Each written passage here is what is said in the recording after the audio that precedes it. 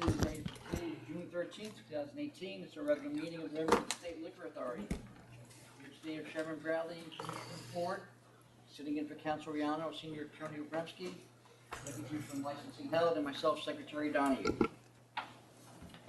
President, if you have these cell phones, please silence them and then take your calls outside. You'll call items in the order they were signed in, for the most part. First in Albany, then Buffalo, and then New York City. As your item is called, please approach the podium and speak into the microphone so that we can get that everything you say on the recording. The first item, unless Chairman, you have anything? Oh, Okay. I'm all set. First item is in Albany. It's item 1246A. It is a request from Council's office for an emergency summary order of suspension. Turn it over to Council's office at this time. Good morning, Chairman Bradley and Commissioner Ford. Council's office is requesting an emergency summary order of suspension of the license issued to Sweetheart Enterprises, Inc., doing business as Milo's Cantina, located at 206 Main Street in Poughkeepsie. In the record before you, there's a DVD that contains a video recording of an incident that occurred on the 31st of May, which shows a security guard assaulting a patron by slamming him to the ground while in a chokehold. At no time does a member of the staff try to intervene or defuse the situation, and you'll see a manager is simply standing by. I'd like to play the video for you at this time. There's both audio and video. It's approximately 5 minutes long, and afterwards I'd like to continue making I don't think that's necessary because we both actually reviewed it. So unless council feels like it needs to be played, it will be part of the record, but we have both reviewed it. Okay. Very recently. Okay, thank you. May I continue to make my request? Yes. Yes. Okay, thank you. While the video speaks for itself, I'd like to elaborate on it. It shows that a patron is attempting to exit the establishment. The security guard appears to be preventing the patron from leaving, at which point the patron and the security guard exchange words. The security guard then steps behind the patron, puts his forearm across the patron's neck, and pulls him to the ground. It does not appear from the video that the patron is acting aggressively, nor does he appear to be resisting or struggling. The security guard keeps the patron on the floor and prevents him from getting up. The security guard is observed to be yelling at the patron during this time. The manager and the unidentified male who came from behind the bar step in to simply pick up bar stools that have been knocked over. Staff does not try to intervene and defuse the situation. The manager tells a patron who is video recording the incident to leave, and she is observed locking the door from the inside to prevent him from re-entering. The patron who is being assaulted by the security guard is still inside at this time. The security guard holds the patron on the ground for more than 2 minutes, and during this time the patron is not attempting to fight with him, nor does he appear to be resisting in any way. The security guard then gets... And when you say he's holding him on the ground, we're talking about the knee in the back of his head, right? Well, he's holding him on the ground for a period of over 2 minutes. There's no movement coming from the patron at this time. Then the security guard gets up, and then he strikes him with his knee multiple times in the area of his head and chest, all while the patron is being restrained. The patron is eventually allowed to stand up, and he attempts to exit again, but the security guard is observed to prevent him from exiting, and then the video ends. So the interesting thing to me about the video was the fact that prior to the interaction with the security guard, the victim didn't appear to be violent or excited in any way. It appeared there was a disagreement about a bill, and that's all this was about. That's apparently what it was. That was the how the incident stemmed. It stemmed from the unpaid bar tab. That was according to what the licensee advised our investigators of, and that was corroborated by the police department. And it appeared that there's no argument to be made here that any of this was in self-defense. That is correct. And it says it started, he ordered over $200 worth of tequila shots. Thought he was entitled to a free T-shirt, some other stuff like that. I watched it, just like the chairman said. Nothing seemed to precipitate this. It seemed like the guy was ambushed to me. and it also seemed like the employees there were maybe tacitly approving it, if not even encouraging it. So, I don't know. My mind's pretty made up. I don't really need you to waste your time going any further. Yeah, I think the biggest concern here, I mean, this place has only been open 11 months, is that accurate? That's correct. It was issued on July 28th, 2017. So while there isn't a significant history here, it's obvious that the way that they're operating this place is not anywhere near where we would expect. And is it correct that the security guard was not licensed? Is that, we have evidence of that? We have evidence of that. And that there's a manager that working there that, as Commissioner Ford said, looks like, for lack of a better word, that she was basically condoning the actions, and we didn't know that there was going to be a manager at this place? That's correct. The licensee represented in the license application that he would not employ security personnel and that he would not employ management personnel. In fact, he indicated he would be the manager himself of the establishment. So the security guard wasn't disclosed to us, he wasn't licensed, and the manager wasn't disclosed to us. So it's obvious to me that the way that they're operating this place is not the way that we intended them to, and they clearly resort to violence as a first resort before they do anything else. So I think there is a public concern for public safety and welfare here, so I'm going to vote to summarily suspend as well. Same here. I don't care what a patron did. He wasn't violent. He was just sitting there, and the man was attacked. I don't care if you didn't pay your bill. So I vote to suspend as well. And I think you said it best. The video does speak for itself, so. Okay, thank you. Thank you. Andy, I have nothing else in Albany. Is anybody else there? No, sir. Okay, we move to Buffalo. First item here is 1176. Plum Point Lodge on Seneca, LLC. Do we have somebody? I think there is. Mr. Burrell, Dave? Yes. Hi. Good morning, everyone. Robert Romano. I'm here with Dave Burrell, one of the principals. This is a request for reconsideration. So I've already reviewed this. I think there was, I don't know whether it was our misunderstanding or the diagram wasn't clear, but the proposed wine store is separate from the Correct. building? Correct. All right, so I'll grant yes, yep. Chime in there, the hotel, the whole premise is licensed Right. as the hotel, even the parking lot, everything leading up to this liquor store. Correct. Just want to say that's, So a liquor store is an island unto itself? No, I don't know how you get there. I can show you. I have it there. Okay, go ahead. In order for the hotel to work with all those villas and everything, you need the whole floor, Correct. the whole But what area. What they did, Yeah. I did have an error on the entrance ahead of this, or that the entrance, there are two entrances to the area, to the entire area. This is the parking, this is the driveway to the liquors, to the wines. This, Where? you enter off Plum Right. Point Road South, go here, this is the parking lot, and there's the store.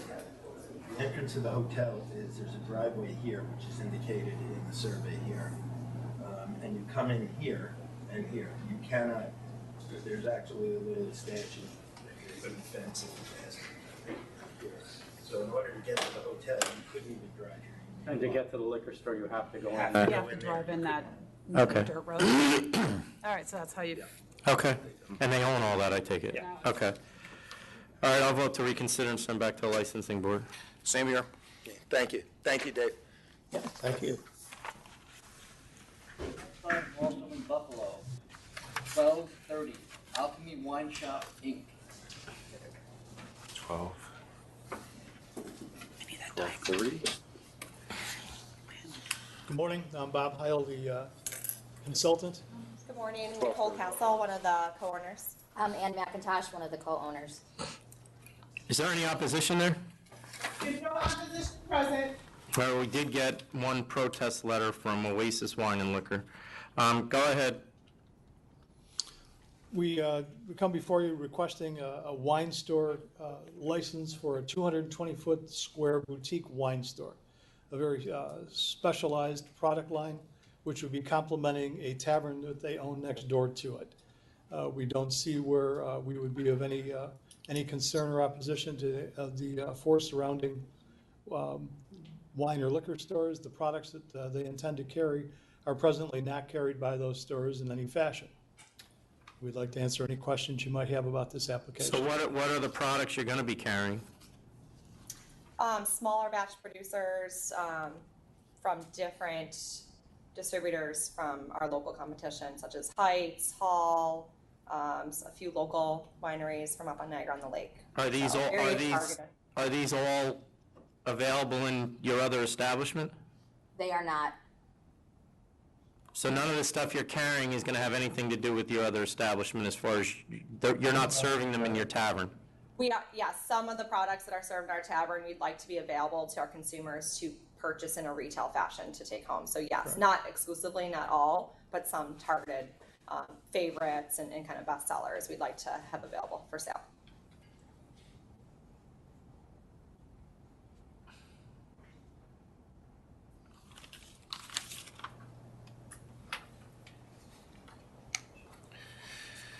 This will be like the smallest non-bulletproof store I think I've ever seen. It's very small. This is right next door to your tavern? Correct. They're not connected, though? They're not connected.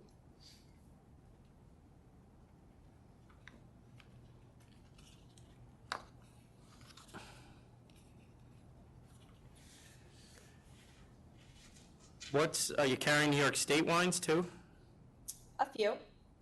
What's Not a- exclusively, but a few. What's a handful. what's a few? Say about 5. So Niagara-on-the-Lake, a few local wineries. As well as Seneca, the Finger Lakes, specifically Forge and Breaking Boundaries, 3 of their products.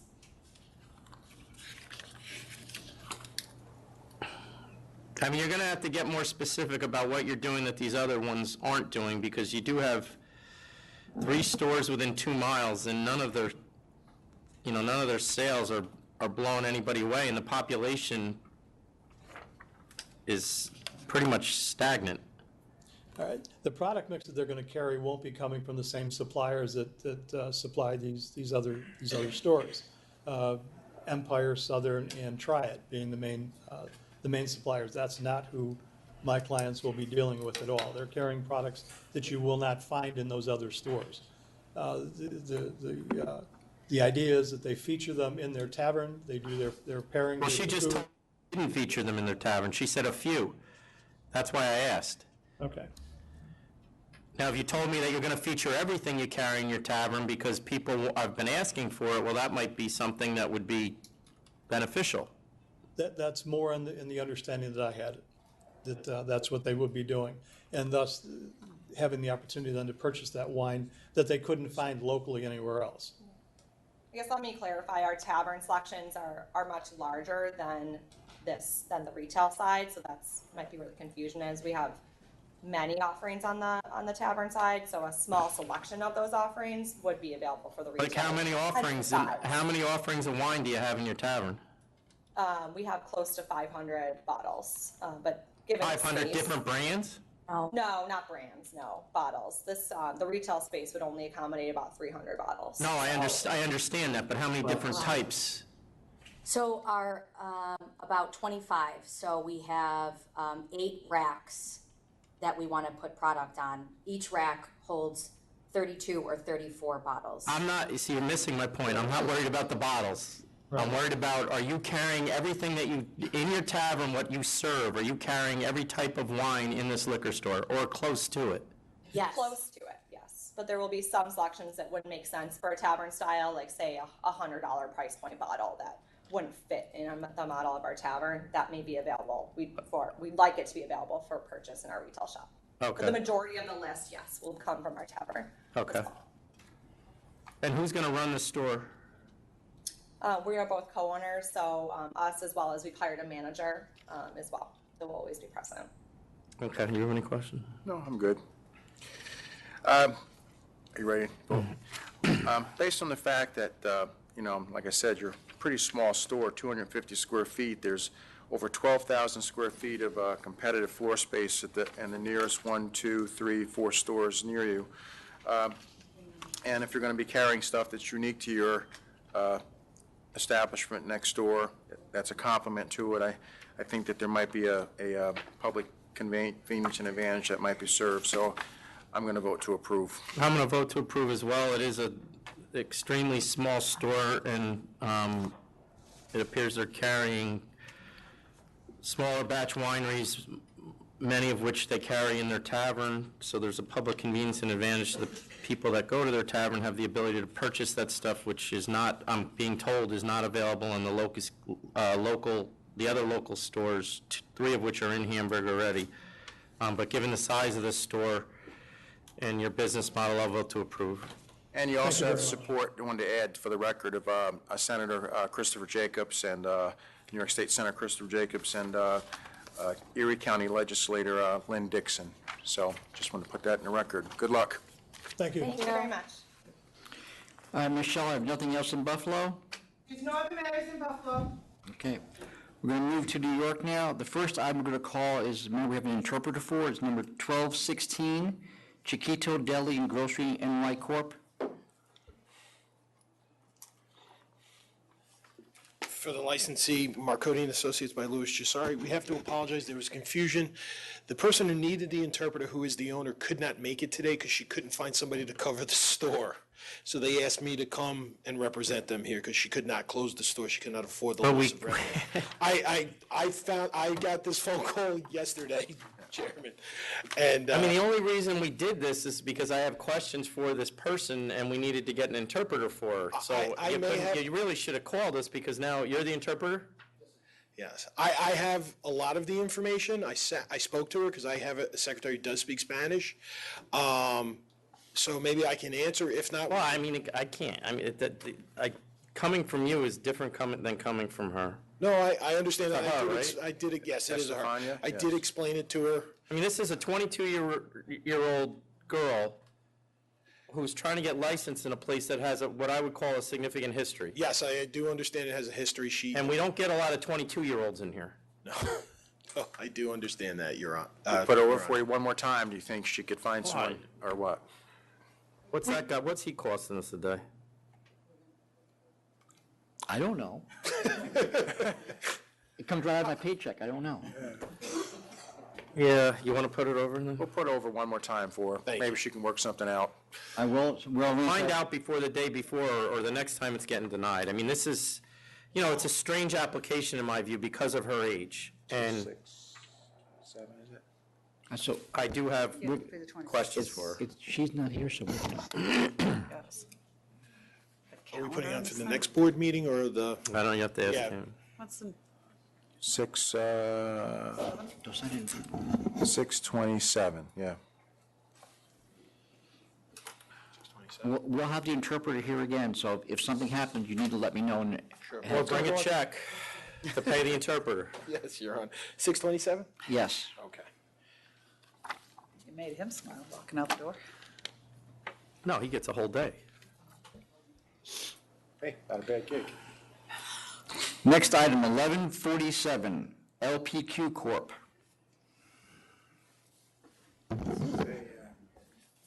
Conditional no contest plea offer of $4,000. So this looks really similar to the last time. Let me, the explanation he had, and it's been clear, he's taking care of it, and the fine is more than last time. He has a glass. Actually, not more than last time, it's the same. He has a glass cooler wall, and apparently you cannot enter that. There are no handles. The customer can't take a bottle from those coolers. It's for employees to take from behind. He thought that would be considered non-shelf space. That was one of the factors that led into this situation. The investigators felt that was a part of the shelf space. He's taken considerable steps. He understands that if this were to happen again, he would be lucky if a But didn't the inspectors in 2014 come in and tell him the same thing?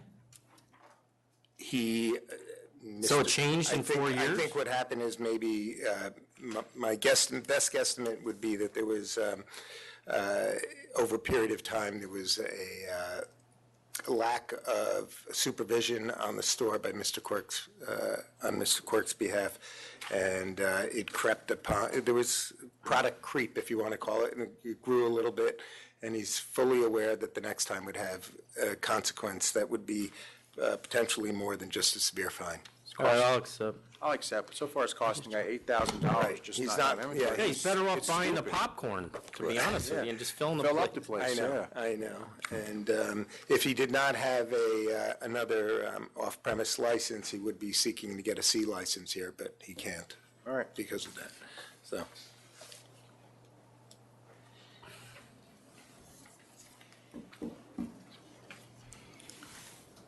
I just got to check up on one thing here. Okay. Next items, 1166 and 1167, A&E Special Units LLC. It's a conditional no contest plea, offer of a cancellation and bond. I'll accept. Accept. Thank you very much. Have a nice day. You too. The box here, so last time, was it? No, I don't know where it goes. There's one. Oh, that's Jackie's. That's a no, I can show. We get empty from us. I think we have the mayor, the deputy mayor from Hempstead here. This is on item 1228. Did we call that before or no? Hey, Donald? could No, you we haven't called it yet. bring us another box? We're just getting full. Okay, thank you. You have it pulled out, but we haven't called it yet. Oh, we did pull it, okay. Okay? So go ahead and call it. Del Polo Corp., What number? 1228. Is the deputy mayor here? Yes, he is. Louis C. Rodriguez, 1 Fulton Avenue, Suite 20, Hampton, New York, for El Rey del Pollo. Good morning, Commissioners. Morning. Morning, is it, where is he? Oh, come on up.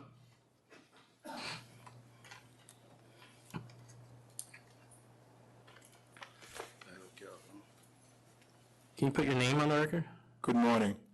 Charles Renfro. And you're the deputy mayor of Village of Hempstead? Yes. Are you okay with this? So far. What's happening? That kind of sounds like my day. No, I was, they just have to have special storage space downstairs. That's the only problem that we have. So And hours? When do you want them to close? it's either 1 or 2 o'clock. 2 a.m. It's either 1 or 2 o'clock. That's what it says. You've signed a stipulation with 2 a.m., but it's signed by the trustees and not the mayor. Oh, the mayor didn't sign it? No. That's what it says here. So are you all right with 2 o'clock? What, Jackie? Could I have a meeting with council back for a second? Yep. Okay. Don't move. Stay right there.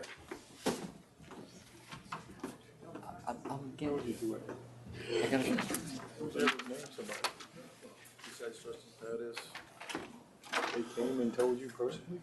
And the resolution was made last month that everybody is allowed to be open till 2 a.m. And the previous, and running until 2 a.m. Why didn't you fix this shit yet? Are we muted? Sorry. Yeah, I was.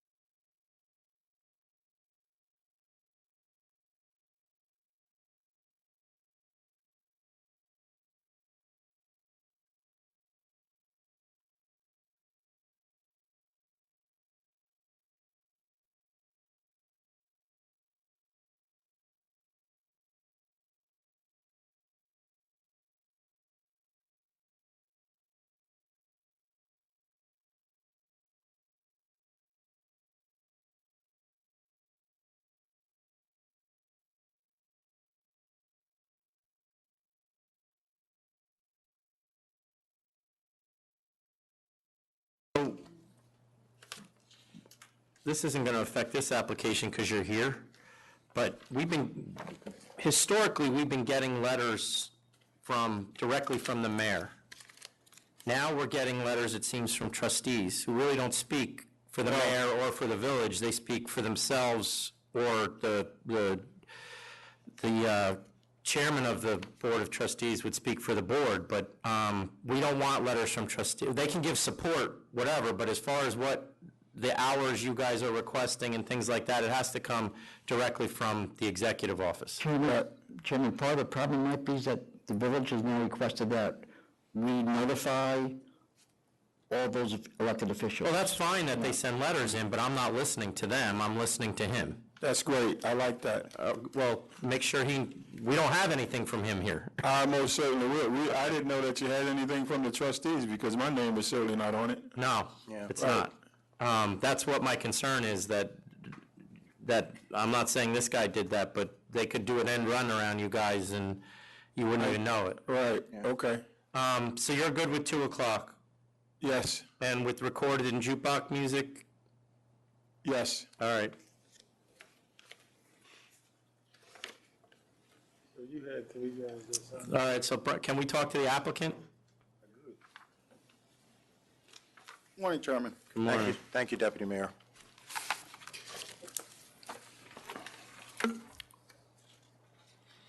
What are the hours of this place going to be? When's the opening? Is this going to be an all-day place? Yes, it is. I believe it starts at 10 a.m. all the way to 2 in the morning. And no DJs? No. No live music? No. And it's going to be a restaurant? Yes, sir. No relation to the previous owners here, nothing like that? What do you mean, the previous owner? Oh, I'm sorry, no, it wasn't previously licensed, I'm sorry. It was previously disapproved. It's previously disapproved, all right. I mean, the only reason you're getting this is because the mayor's office has indicated they're fine with it, because it's obvious to me that this was disapproved before I got here, and it was disapproved on a restaurant wine license, which is a lot harder to get disapproved than this.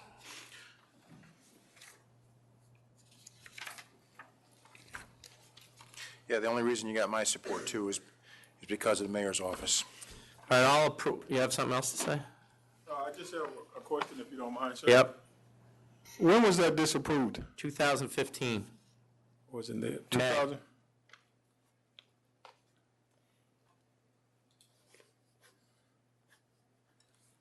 I don't know, was it the same applicant too, Jackie? The people? Same applicant. It was actually withdrawn. It was not disapproved. No, that's the one before that. There was one before that that was disapproved. It was withdrawn as well. The one from 2015 was withdrawn.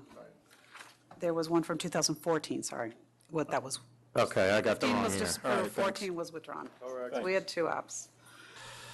All right, so I'll approve with the stipulations that the village entered into with you. Thank you. Oh, wait, I'm not done. Oh. No promoters, no DJ, no live music, close at 2 all nights.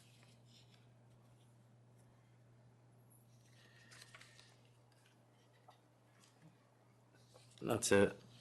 You're open 7 nights a week? Yes, sir. I'm fine with all those stipulations as well. Thank you.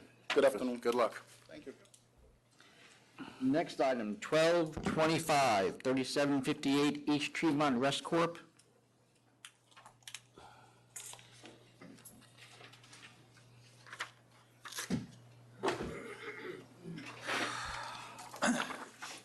Good morning, Chairman, Commissioner Morning. Ford. Bruno Joffrey for the licensee, Troy Perez, who's to my right, and the manager, Rob Solis, who's to my left. I submitted a supplemental letter with, Well, let me start by the council's office has asked that charge 11 be withdrawn, so we'll withdraw that. Go ahead. okay.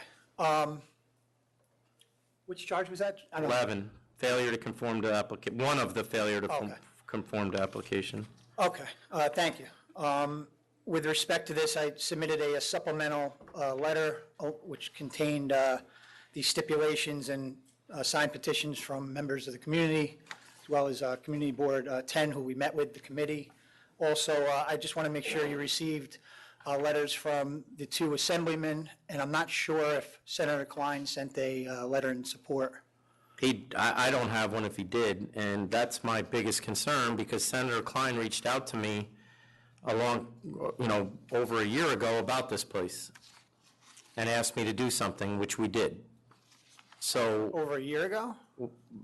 these charges are from January. It was probably, I don't know exactly when it was, but it was It was a while ago and indicated that the problems that his community was having with this establishment. Yeah, we're aware of that. You indicate that he's supporting it now, and I don't have any indication from him that that's the case. My client can speak to me. I don't want to hear from your client. I want to hear from Senator Klein. I understand, no, but I'm just saying my client did speak to him and met with him in person, and they indicated that based on the changes that we're making, that they would be in support. We expected there to be a letter from him. Obviously, you're saying there's not, but. Well, you better get one, because this was going south. Understood. And I don't have any indication from the police department, in fact, that they're fine with it. The police department has asked us to shut this place. That's the only information I have. So if those two things have changed, I need something in writing from both those people. Okay.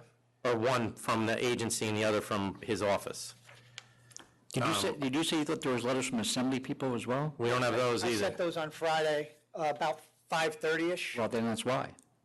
but that's when 5:30. I received them. I do have them here, though, if you want for, I can hand them up. Well, you're going to have to come back anyway, Okay. because this was going to get canceled.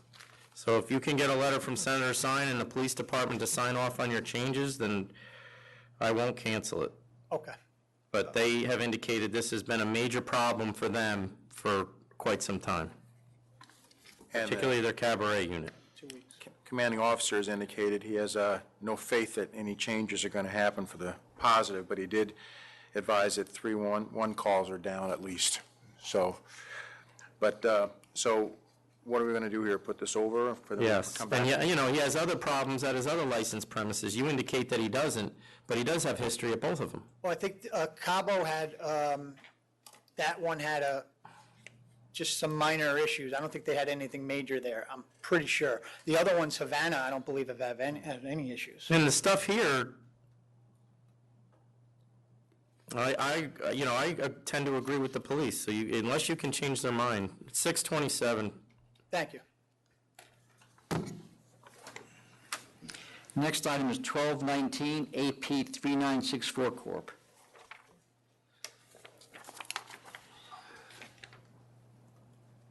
This, as you're aware, was a CNC. I'm aware of their prior history. All of which is the same charges. Everything that they're charged with here, they've done before. I'm aware. I'm aware that they had prior issues. I didn't know that they were specifically the same ones, is my point. Well, I mean, how many times do you have to be told that your security guards have to be licensed? Or that it's going to cost you $35,000? My understanding on that was it wasn't an unlicensed. In fact, that was withdrawn, I believe, that charge. The issue with the security guards. Oh, you're correct. I stand corrected. We do need to dismiss charge 2. And it's my understanding with that, the reason why was because they did have a contracted company. The person just didn't keep up with the hours. But that's not on the onus of the establishment. It's more the security company. And fireworks, who thought that was a good idea? They had, back at some time when a lot of these places were doing the, not fireworks, but the sparklers, which are considered fireworks, but they've since changed it to LED. I mean, I'll take the plea here, or the offer here, but I would expect that someone's going to be coming back very soon to check on them, and that'll be it. $35,000 I'll accept. Yeah, they've already paid $60,000. I know. If they want to keep writing checks, then good, God bless I hate them. to just take people's money for no reason, but, It's not for no reason. Well, it is for not a good It might not reason. be the smartest reason, but But if that's how they want to operate, but the next time they're going to be done. I'll let them know that. Thank you. Next item, 1190 Mary Kay Mack, Inc.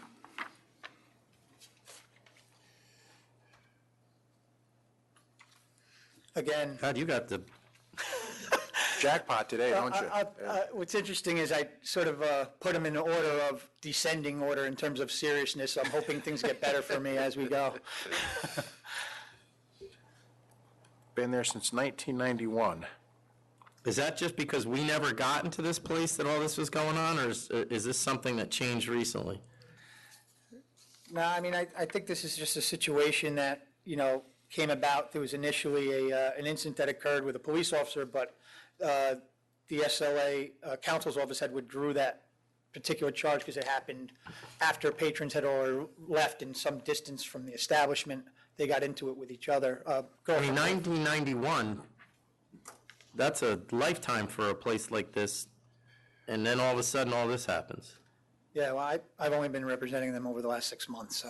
What do you want me to blame you? No, I'm just saying. I'll accept. Counsel, anything else? This is, these charges were back in a year ago, April and June of last year, nothing, oh, wait a minute, failing to supervise on 4/30/18, never mind, I'll accept. Okay, thank you. Yep. Next item, 1136, Tiffany's Cafe, Inc.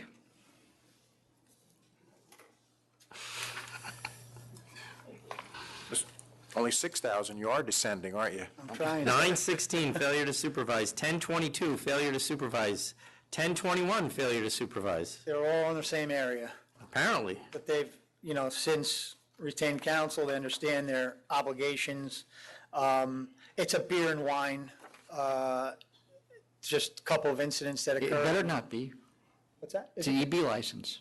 Just Oh, beer. beer only, excuse me. Sorry. All right, I'll accept. Accept. Thank you. Next time, 1198, JK's Westchester Restaurant Corp.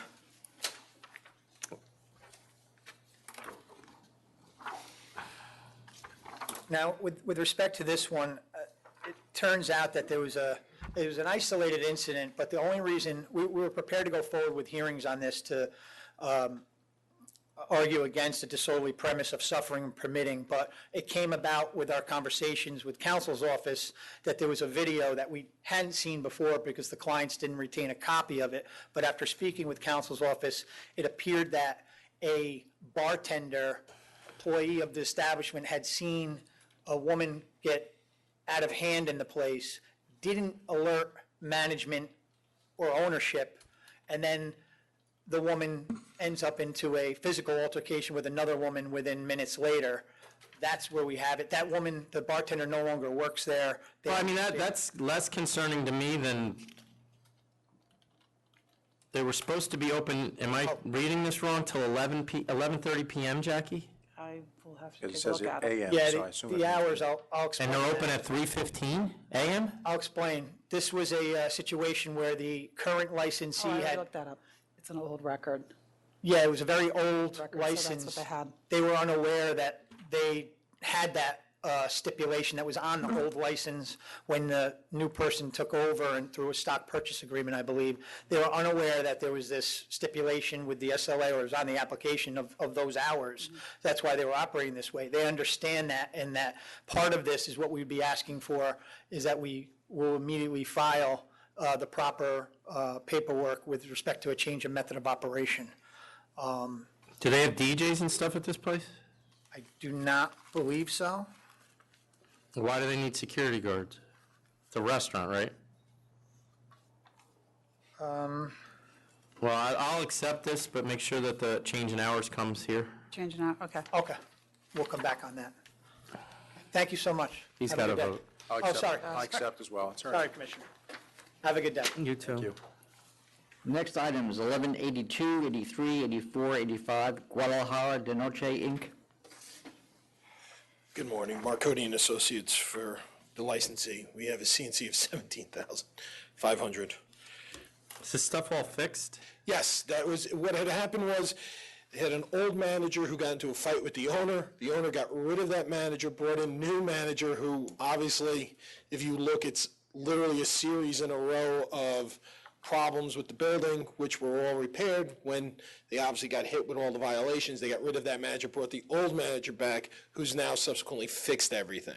So I was just out at this community board. And Last night by chance? no, but last week, Yes. and they're not real happy.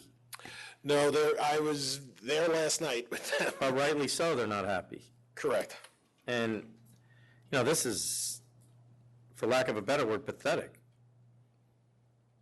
Between February of 2017 and October of 2017, we have like 20 charges. Yes, and again, like I said, it was a failure of a new manager they had brought in, which they've gotten rid of and brought the old manager back, who's corrected everything. We had no issues really before, and we haven't had any subsequent. They got rid of that problem, for lack of a better explanation.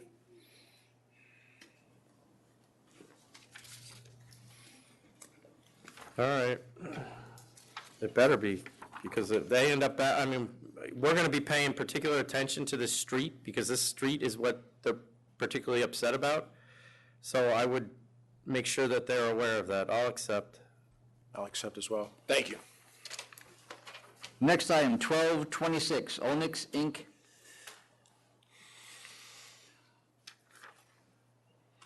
Martin Miller, Miller Buscemi. This is an application for a new on-premises license. The applicant is with me. It's here because the previous application was disapproved because they apparently went into business before the license was even approved. There have been no protests from the community board. This young lady, after 27 years of being a teacher, is looking to pack it in and saw that this establishment was for sale, or at least not for sale, but it was empty. She's got a new lease. So she doesn't know the No. former applicant? She has nothing to do with the former applicant. And How'd she find it? she saw it was a sign in the window. Yeah, I was told that, I was looking around and I was told that that place was available. And you don't know Samora Wright, Dagria Brown, Errol Blackwood, No. Errol Wilson, Mary Pert? No? Okay. And what is this gonna be? It's a bar. It has food in the it has a prep area in the basement, but it's not a full service. What kind of hours? I just asked her that. During the week, she doesn't need more than 2 o'clock in the morning, but she would like 4 o'clock for weekends. And again, there've been no protests from the community board here. Did she go to the community board or no? They never asked to see her. But you notified them, they were. Oh, yes. Okay, all right. Yes. And we did too. Okay. Still nothing, okay. Right, Jackie? We end up notifying them as well? Yeah, we do.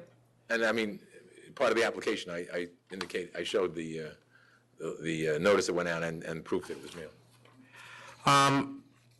No DJ? Oh, she does want DJ. Am I wrong with that? Baby showers, whatever. So your application indicates that you don't, and then I'm seeing somewhere that you do. It's kind of inconsistent. Well, it would be, I'm sorry, if it's, that it's not there, we would. And then the dancing, she says no, but there's someone else I read, yes, she does want dancing. I thought we had yes. I apologize, maybe, So yes to dancing? yes. You don't need a cabaret license anyway. I know, but Yeah. we need to, It has to be still consistent. on our application, that's I will- irrelevant. I will, if it's wrong, I apologize, it probably was an office error, I will change it. And she's going to have a manager? Yes. Does she know who yet or no? No, she was waiting to see if there'd be an approval. And it's not going to be any of these people that I just mentioned? No. What kind of food? It says you're not gonna have a chef or cook employed here. What kind of food Is are it you gonna gonna be have? Jamaican or? Just more like finger foods, sometimes when people are drinking, it's helpful to make sure that they have a little something in their That's the stomach. point, yeah. Well, you have to have something. Yes. Because we require that you have something. Yes. So I think you need, do we have a menu in here? I believe there is.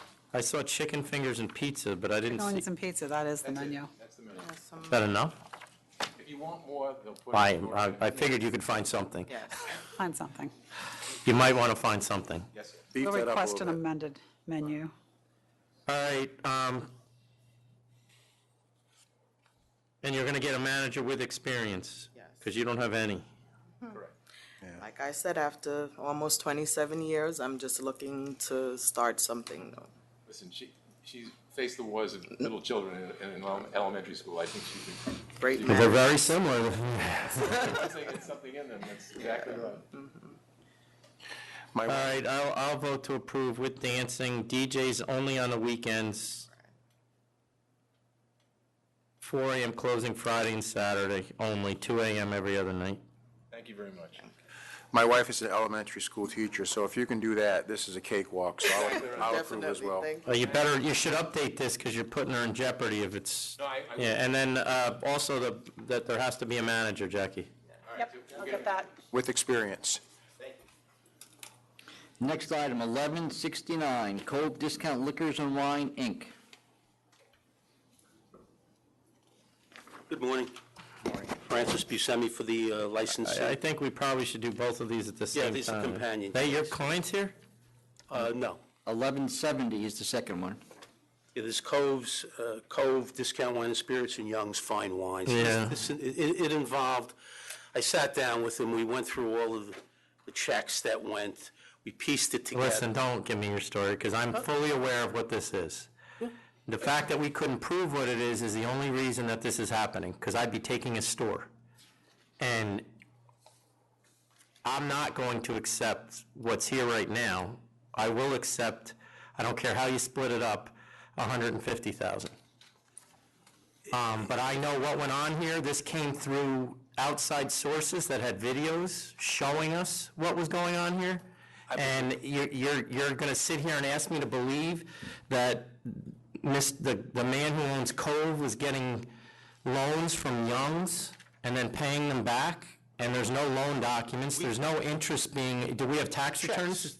Do we have interest on the tax returns? Is she accruing interest as income? These were short interim loans that were made. How were the loans? Documented all the repayments. We don't have, you've documented the repayment, but how did the proceeds of the loan go to the individual? Checks. We didn't see those checks. Yes, you did. They're with the. We saw the repayment, we did not see the checks. No, you saw it going both ways. Oh, I'll take. In one instance, you saw it going, but no, Mr. Brennan saw it going both ways. I'll take 150, I don't care how you split it up. But let me do it this way, so there's a counter offer, make it 100 on 1169 and 50 on 1170. Yeah, because the same guy owns both stores, so why don't we do it that way? Well, I don't want to start arguing that. Well, I mean, we can go and it's only going to get worse. He already admitted to the loans, he can come back here, and I'm going to revoke if he comes back here, and at that point, you can go to the appellate division, and we see where we end up there, but I'm not taking 100,000 for what I know went on here. You're talking about the loans? I'm talking about what I know went on here and what you know went on here. So we'll go to hearing on the loans, and I'll revoke on the loans. Again, we're not arguing the loans. We're not arguing what happened with the loans, and we did document. Well, that to me is commingling of the two businesses, which to me is the biggest violation you can do. It should not have been done. There's no I doubt. should be taking a store. I'll take 150 instead. I don't care. I don't care how you can split it up the way Tom did it, or you can do it another way. All right. So send you a letter out so you can think about it. Yeah. And if you don't, we'll go to hearing on it, and they can risk revocation. And he won't lose the other store, even though I think he owns both of them. He'll only lose one. Okay, the next item then, I'm sorry. You good with that, Commissioner? Good. Yes. The next item is 1200, B&M Nachos Corp. This was a license that was already canceled. I'll Cancel accept, for the cancel for the record. All right, have a good day. You too. Thank you. Okay, the next item, 1241, Downtown LLCs, the Downtown LLC and Rivington Hospitality Group. Good morning, Mr. Chairman, Commissioner Ford, Donald Bernstein on behalf of the licensee. This is the hotel on Rivington downtown. We conferred with senior counsel and have come up with a conditional no contest plea. The principal issue here related to... So this place has been open, I remember when it opened. It's been open a while. Yes. It's always appeared to me to be a well-run place. And I don't understand how all of this happened. And who owns it now? Paul Stallings owns the hotel. He was the original owner and opened the hotel years ago. So the original guy still owns it? Yes. He's still involved. He's gone through a number of managers. I think part of the problem is that the managers may not have gotten the information on the stipulations and some of the restrictions. The Department of Buildings and other operational issues have been corrected. The remaining issue that counsel's office at least was concerned about was the noise coming from one of the bars called Gia. And what we have negotiated with counsel is that at their request, that we will place into safekeeping for the months of July and August the additional bar license for Gia. So we will effectively close down that room for 2 months. We've already engaged the services of Acoustalog, an acoustical engineer. They are going to go in. He may have gone in already and produce a supplemental sound report so that we can implement additional soundproofing measures to ensure that the sound emanating from that room, because that seems to be the source of the concerns, will not, can be alleviated and will not cause further problems. Everything else has been corrected. So we've agreed to. So you're gonna, so whatever the sound consultant recommends, you're going to abide by? Yes. Yes. Chairman, would council's office be monitoring conditions 2, 3, and 4? No, I'm going to. And have you, I mean, I'm going to, when they get the report, but after that, yes, council's office will. And who in the community are you dealing with? We're dealing with LES dwellers, so we've written to DM Boyd, and my client has. The original stipulation, was it 2003 or 2008? I forgot which, but it goes back a number of years. Had provided that there would be monthly meetings with a representative of the community board and the community. I'm not sure monthly is required, but we have offered to both the community board and to LES dwellers to meet them monthly. I would just ask that you do the community board. If Lower East Side dwellers want to take part in that as well, then. Well, that's what we offered. Yeah. That's exactly what we offered. I'm not demanding 2 meetings a month, just one. And then, what are we doing with GIA? So GIA would. We're going to shut it for 2 months to do what? We'll shut it for 2 months. Well, I think that's part of the penalty is let's just close this place for 2 months. And during that 2-month period, we'll implement the soundproofing measures that the Acoustalog recommends. Okay. So that we'd be able to reopen in September and hope that all will be good going forward. Yeah, all these charges are just from 3 days. October 27th, November 4th. Yeah, most of them are failure to post and DOB issues, which All have right, been so corrected. I'll accept this. I want you to come back here with the sound, excuse me, with the sound consultant's report, and then that you've confirmed that you're going to have monthly meetings with the community residents. So when you think that's going to be done, you want to come back at the end of August? Yeah, you want us to come back here or just notify council's office? And I want to read the sound engineer's report, and then know that you've implemented this stuff. So perhaps we can send in the report with a statement that we implemented it, and if you want us back, Yeah, that's then we'll fine. come And back. then put in who your contact is and that you're doing monthly meetings with the community Yes, board. okay. Can we do that? Yes. Should we send that to By a letter, you can licensing send it. council's office? Who do you want us to send that? Send it to council's office and CC me and Commissioner Ford on it. Okay. Very good. I'll accept otherwise. Same here. Thank you. The next item is 1223, H Liquors, Inc.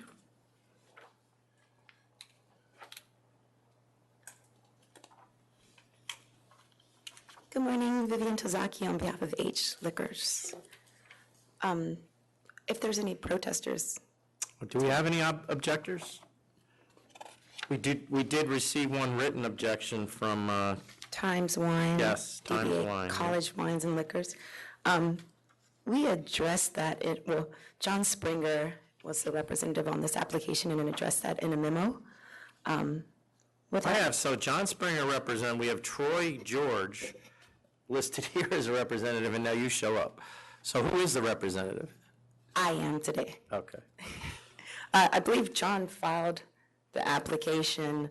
I'm just pinch hitting for him today. Okay. But he did submit a memo, and obviously I know you guys don't like it when things are repeated, but just because they sent in a protest, I would like to point out that DD Flatlands is not a new store. That was a removal application. I actually did the removal for that application, and they replaced the liquor den. Who? The liquor den. No, but Times Wine is the one that protested. Times Wine protested, saying that they just had a new liquor store come into the area, and that's why she should not be approved. However, that new liquor store is not really a new liquor store.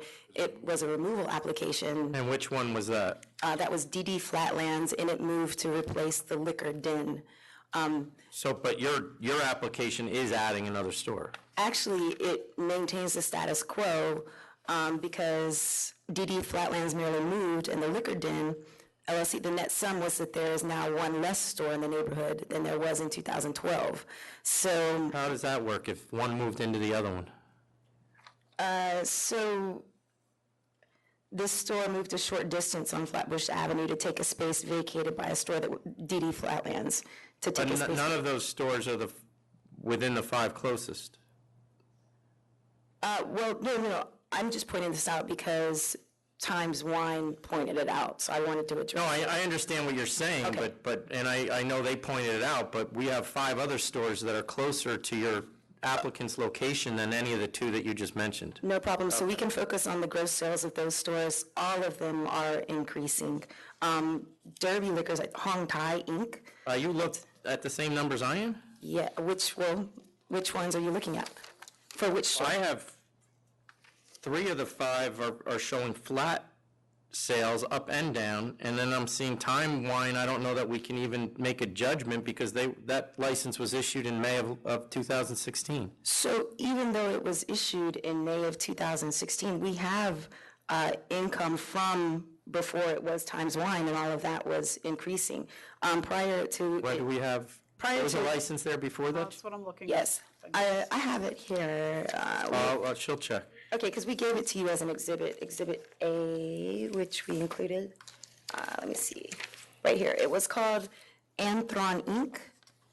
And the gross sales went from 818 to 862 to 871.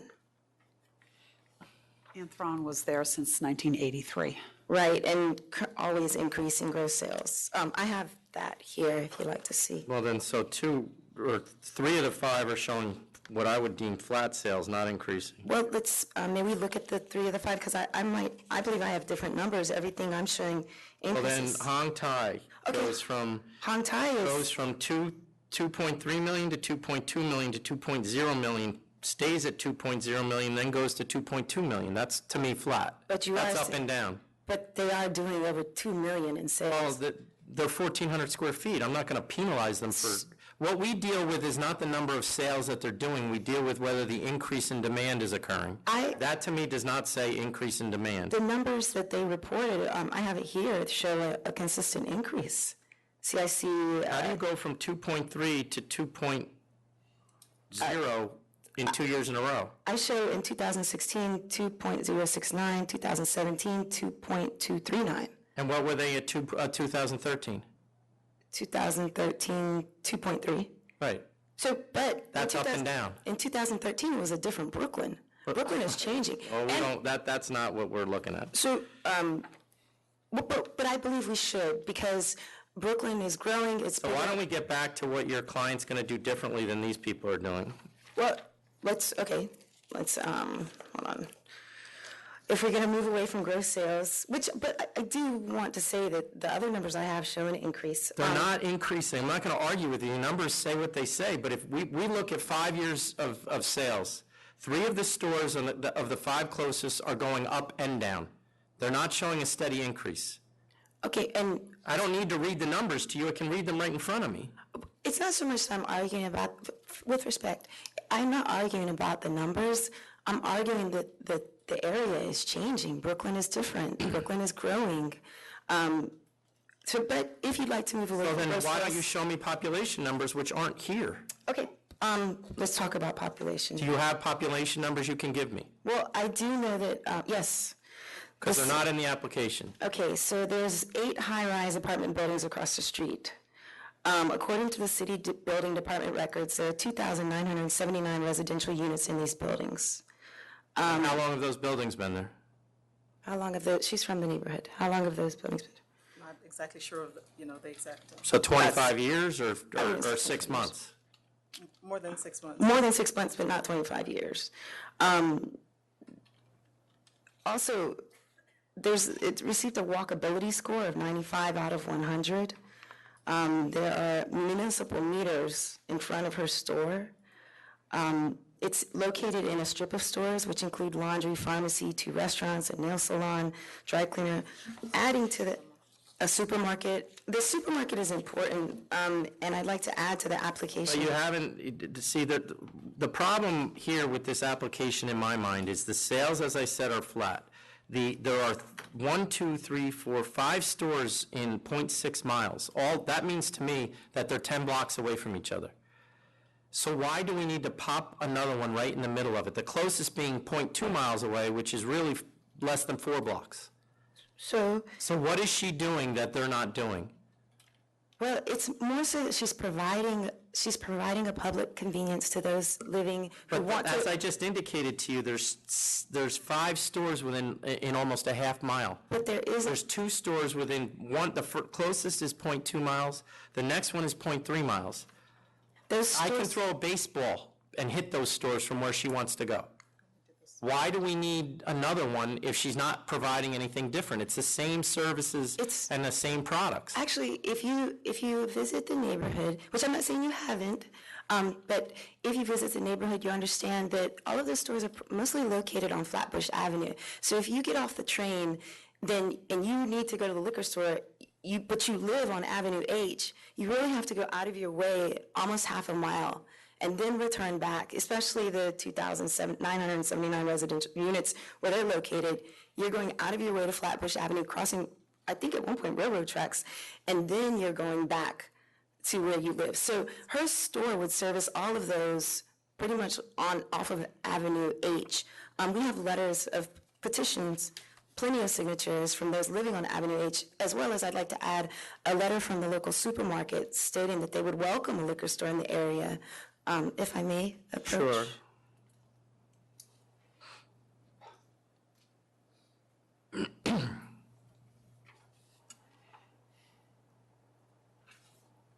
Also, just on what is she adding? Personally, she is a female entrepreneur who would like a shot at being an entrepreneur.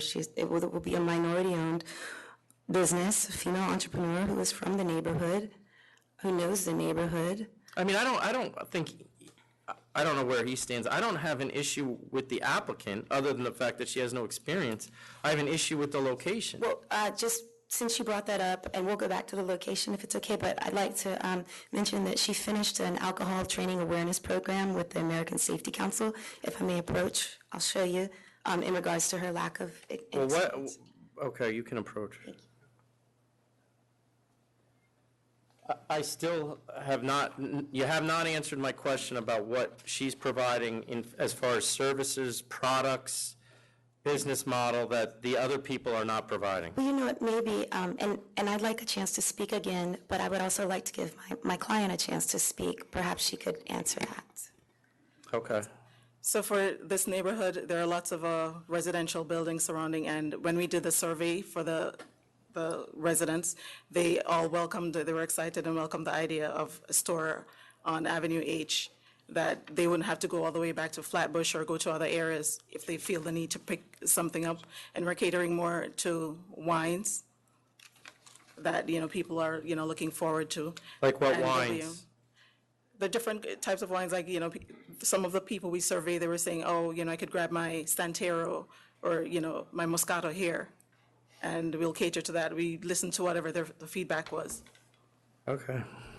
And we actually got signatures from those persons and included them with the application, but I have copies here if you'd like to see, and the bulk of them come from Avenue H. Again, I understand there are other stores in the area, but...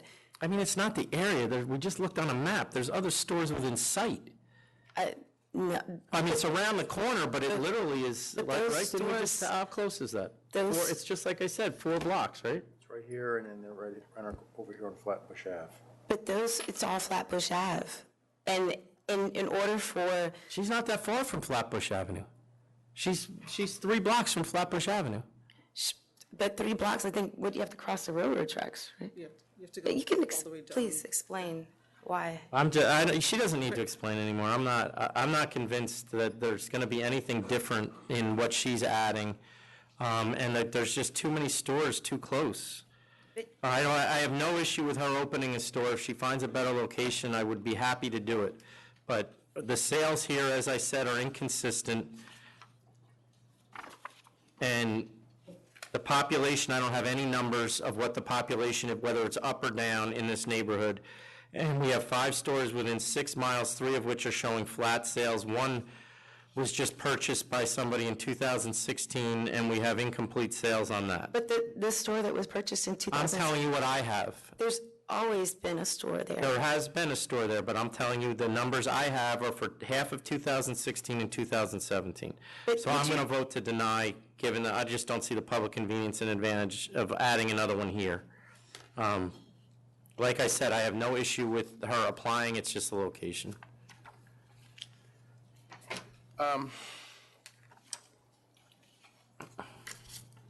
Yeah, the one store that's the closest one, again, our records are only going back to 16.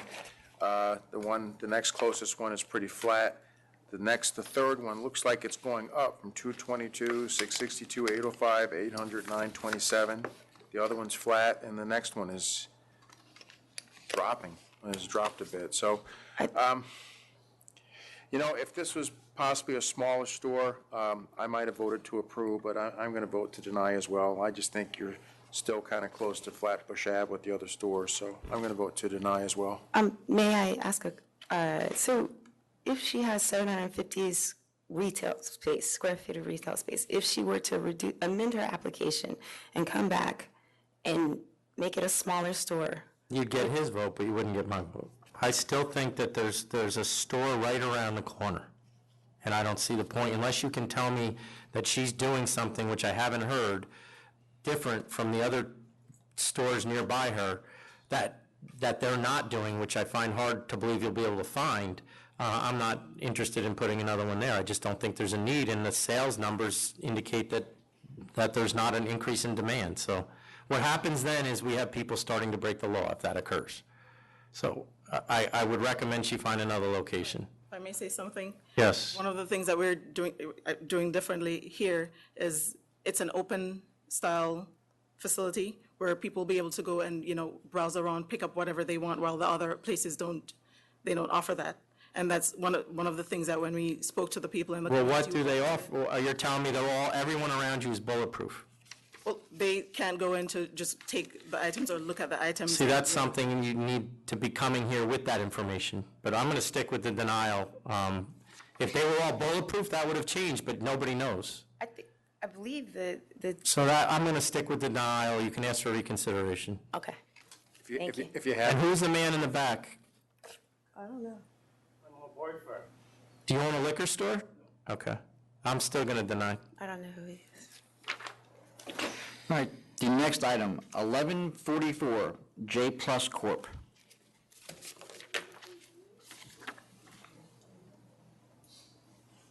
Good morning, Commissioner. Good morning, Chairman.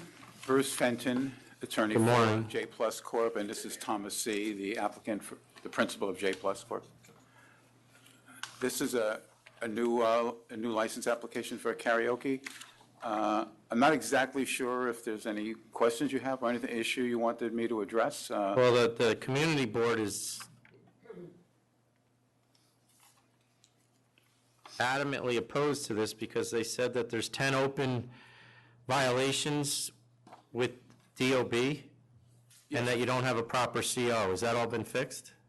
It's all being in a process of being fixed. Your Honor, excuse me, Commissioner, we notified the community board by certified mail, prior to submitting our application. The community board never asked us to fill out a questionnaire, never asked us to come in for a meeting, never appeared at the 500-foot rule hearing. The first I heard of anything from the community board was at the 500-foot rule hearing where the administrative law judge pointed out they had submitted some kind of email, which I didn't see a copy at that time. Subsequently, I got from a FOIL request where they were complaining about the prior applicant having these violations and the no CO, no public assembly permit. We've moved right away to take care of all this. We hired Joshua Tree architectural firm. They are in Queens. They've already dismissed had most of the ECB violations dismissed. They've applied for a CO. They're in the process of applying for a CO. They're in the process of applying for a public assembly permit. And, obviously my client is well aware of all this, that even if the license is approved, we can never pick up the license until we have the CO and the public assembly permit. So all that's being resolved. But as I said, the community board never asked me any of these, never asked me anything. We would have been glad to address all these.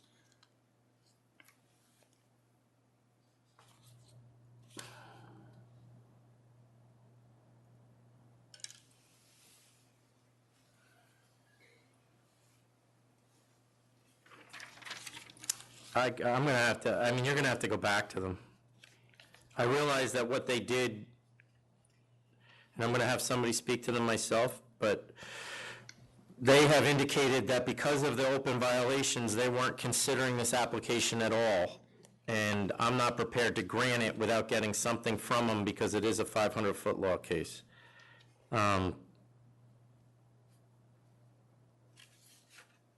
And RALJ said there is no public interest because of the open violations and the wrong CO and the lack of the public assembly permit. So until you have that stuff and have something, I'm not saying that the community board has to approve you, but right now I need more information from them, and they really should have reviewed the application with these violations open, and they didn't.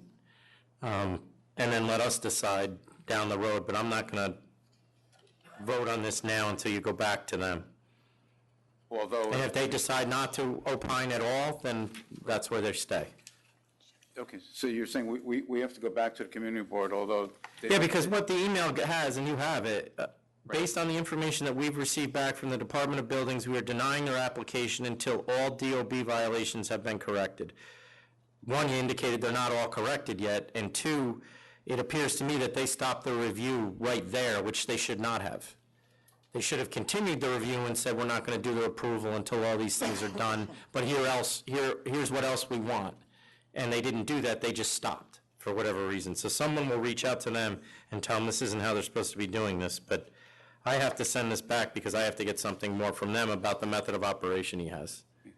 Because they fail, even my FOIL request, I don't have the information that you're reading. Well, that's the email. If you got the FOIL, then you got that. No, all I have is the 2016...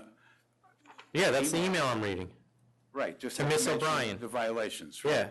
Right. That's the first paragraph I just read from you. Oh, right, the 10 open violations. Yes. Okay.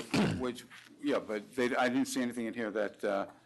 The first paragraph indicates we are denying their application until all DOB violations have been corrected, which means they stopped the review right there and said, we're denying. They shouldn't have. Correct. They should have kept reviewing it and said, this is the other issues we have with them, but they didn't. Right. So I'm going to send you back to them to give them that opportunity. If they don't do it then they're on their own. So I don't know, how long will that take? Want to give it hearing after next? That would be July 11th. Yeah, 7/11. And if they don't respond to you, then we'll just go forward. I appreciate it. Thank you, Judge. Commissioner. Okay. The next item, 1175, Beer Cave and Mart Corp. Good morning, Chairman. Good morning, Commissioner. My name is Muhammad Uddin, and I'm the owner of Beer Cave and Mart Corporation. So you got caught selling the minors on a temporary? It was not, because I have the video recording that I didn't sell it. That's not the direction you want to go here. Okay, I'm sorry. I don't understand a lot of things. So, yeah, the thing is, that day... I don't want to talk about you're asking us to reconsider your application. Yes, sir. Which was pulled because you got caught selling to a minor. I'm willing to grant the reconsideration, assuming that we are going to charge him with the sale of the minor. So you'll have a chance to defend that down the road. I have the video recording right now. I don't want to talk about that right now. Oh, okay. We're talking about your application. I did take the test certificate. You took ATAP? Yeah, test, And what thing is, I am in this retail business since 1994. I never had any problem. I had a license, liquor license, alcohol license in Oklahoma, in Texas, and now I am in New York. I never had in my life this kind of problem, and I am very stickler with this thing, and I have a experience about these things. So I think, please consider my thing. I never had it, and then I took the test here too. Certification. I did the retail selling certification test. All right, I'll vote to reconsider and send it back to the licensing board. So it'll go back into a conditional approval status? Yes, and in order for us to require scanners, does that have to come back here, or can you do that? I can do that. At licensing board? Yeah, well, we have to reissue a conditional letter of approval. We can just add that as a condition. All right, so require scanners. Thank you, sir. Thank you. I'll agree to that as well. You're going to get charged with the sale, which you'll then have an opportunity to defend against. Where I have to go for that? Well, you'll get a letter. Well, once the license is issued, you'll get a charge for the sale to minor, and you'll deal with counsel's office about that. Okay. Okay. I'll do that. All right. Thank you. Next item is 1224, LDD Hospitality LLC.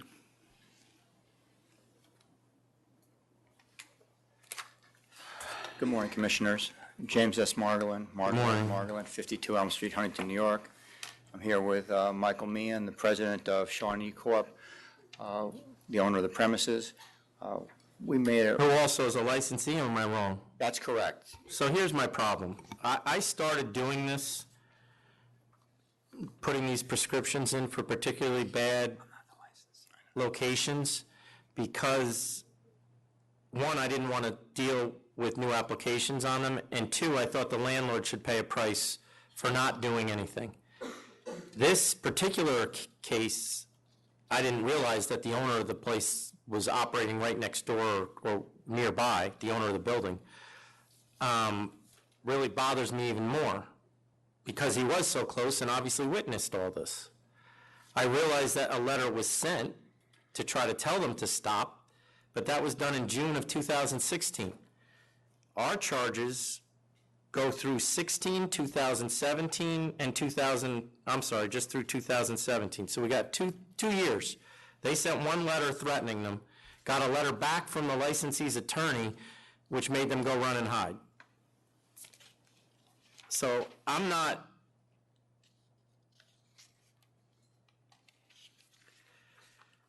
inclined to keep the prescription here, because he did do something, but that's not enough. I expect it, particularly since you witnessed what was going on here. I mean, I don't know how many times our people had to go out there and expend resources that when the landlord is next door and watching what's going on here and letting it happen. Well, Mr. Commissioner, I'll let Michael speak to that if he can, but certainly we were not passive landlords. Well, you were. You wrote one letter. What else did he do? He spoke with town representatives. If you Go ahead. He can tell me what he did. Good morning. Thank you for letting me speak. We were quite proactive. I was in constant contact with Terrence McNally, the Huntington Fire Marshal who conducted the raids on the premises. And the operation of the premises, they first opened up on a Huntington restaurant group. And one of the original licensees was a Mr. Michael Cassano in 2013. And when they opened, they were a white linen tablecloth and doing quite well with their food business. There was a falling out between the partners, and Mr. Cassano left. And at that point, the place became a nightmare. The food business was pretty much abandoned, and in came the DJs, and it was terrible. So we were in a constant battle with them. But my predicament was, as many times as I said to them, you're acting out of your permitted use. All right, you're operating a club. And I didn't have the lease when we did this case, and I've read the lease now that you provided it to us, and to your credit, you literally had clauses in there that indicated they couldn't conduct business this way. Correct. And you didn't try to evict them. This was my dilemma. When I went to town hall, I said, they're acting out of permitted use, but I don't know what clarifies a restaurant from a bar, from a tavern, so on and so forth. So when the owner and I would have heated, somewhat violent discussions in regard to how they were operating, His answer to me was, I have a cook, I wouldn't call him a chef, I have a cook on salary, I have an operating kitchen, and in quotes, if I'm serving mozzarella sticks, I'm a restaurant. So go ahead and try to evict me. So you're telling me you're taking legal advice from the moron next door to you who got his license revoked? No, and he is a moron, but I know what it takes to evict a commercial tenant. It's a year or two. I know. So in constant contact with the local fire marshal and the police precinct, and Mr. Michael Amarato, I had a lot of conversations. As a matter of fact, I had a conversation with him yesterday, twice. We had 2 separate phone calls. And I would discuss this with him, not take advice from him, which he made clear to me, because I can't advise you. He goes, but I can tell you the charges that are coming their way. He said, and I might get this wrong, there's a suspension, a cancellation, and revocation, if I have that right. He said, what's coming their way, they're going to get revoked. They will lose their license. So I had even told him, I said, we're going to start an eviction, but it's going to be a year or two. But when he assured me this is what's on their docket, he said it gets worse as they're going to... And it did. Yeah, that's what he said. Well, so I mean, the thing that saved you here is the letter. Without a doubt. And he forgot the guy that did that. He forgot to put that in the file. That's what he told me. He said, had I put that in the file, the board didn't know that you were proactive. No, I didn't. He did tell me that. But I would just ask that you be, I realize you were proactive, but I realize that how hard it is to evict somebody. But just starting it puts them not only on notice, but puts the pressure on them, which makes our job somewhat easier. I agree. I've had my license in that location for almost 28 years. And right next door to them is another license. I mean, separated by a wall. It's an Asian fusion restaurant. And there's no problems with the location. It's the operator. And it was, we're still battling. He still technically holds the lease. We're hoping, we were supposed to have 2 landlord-tenant hearings. One was Memorial Day weekend. The judge didn't want to work, so got put over for another week. My mom got sick, went into hospice, so it got put over again. So now next Thursday, we have a landlord-tenant proceeding. Well, call Mike Amarato. We can probably fix that problem, too. Yeah, he's been great. He was a tremendous help. I'll take the prescription off, leave the revocation. That's fine with me for now as well. Thank you very much. Appreciate it. I appreciate your time. Thank you. The next items I have signed in are 1128 and then 1130 and 31, Vita Enterprises. I know it's Mr. Palillo's case, but someone signed in. All right, let's hold those for now. 1178, Laurel One Corp.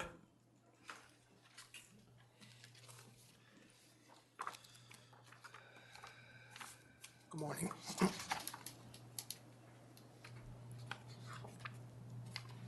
Why don't I have the... Granite, Sulpers. Oh, I got it. Okay. You granted reconsideration for the licensee to appear. So you defaulted at pleading and we imposed a $6,000 fine, which is the standard fine for the second sale to minor. That's what everybody gets. So I don't know what you want us to do here. I didn't realize that was a standard fine. I thought Yeah, we didn't give you any more. I mean, your history is minor. Yeah. So that's why you got, I mean, are you looking for less? Are you looking for a suspension? What do you need? Well, yeah, I'm looking for leniency and a reduction of the fine based upon 16 and a half years of service. We've been running cleanly. Yeah, even though there's a high school across the street, we're very strict and diligent about this. But you just have the same charge twice. Well, one is 2014. There's nothing open on this guy, right? No. I mean, he really just missed getting out of the 5-year window. Yeah. And there's nothing prior to. There's nothing prior? Yeah, we've been. All right, I'll give you, I'll cut it in half and give you 3,000. Thank you, Commissioner. Because you did just miss being out of the 5-year window. So, thank you again. I'll agree to that as well. Okay. Thank you. Okay. Good luck. Can we take like a Yes. 2-minute break?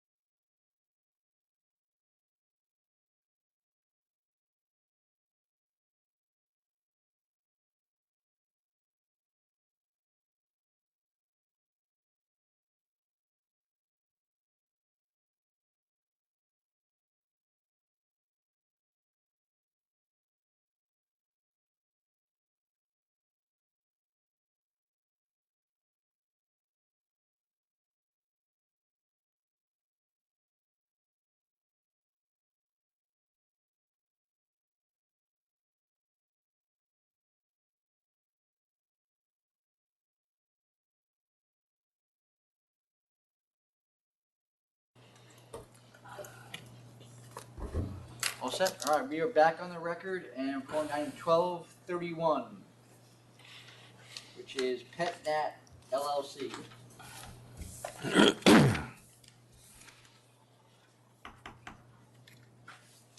Oh, yeah.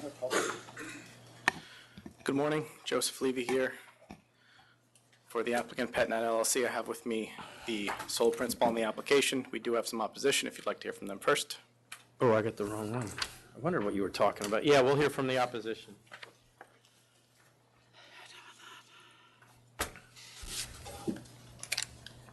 Hi, good morning. I'm Imran Lalani. I'm from Salgara Corp. And the reason I'm here is to oppose PetNet. And there was a liquor store that was trying to come in July of last year on Allen Street that got denied because of too many stores in the neighborhood.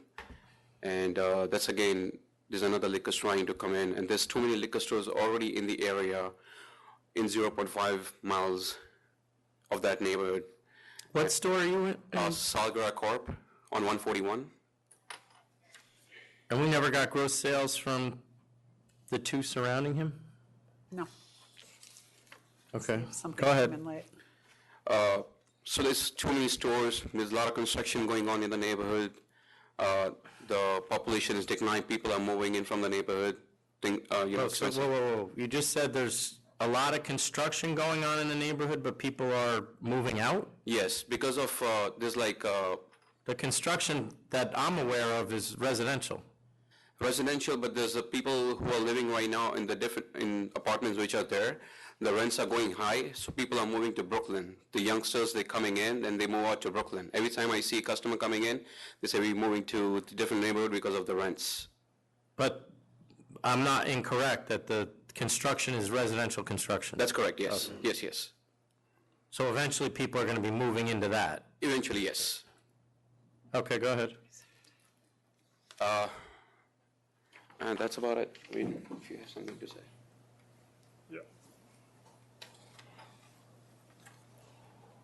Hi, my name is Benjamin from DLCY. We have been there for almost 10 years, and I'm very familiar with that area. And it looks like recently a lot of application for the new liquor license.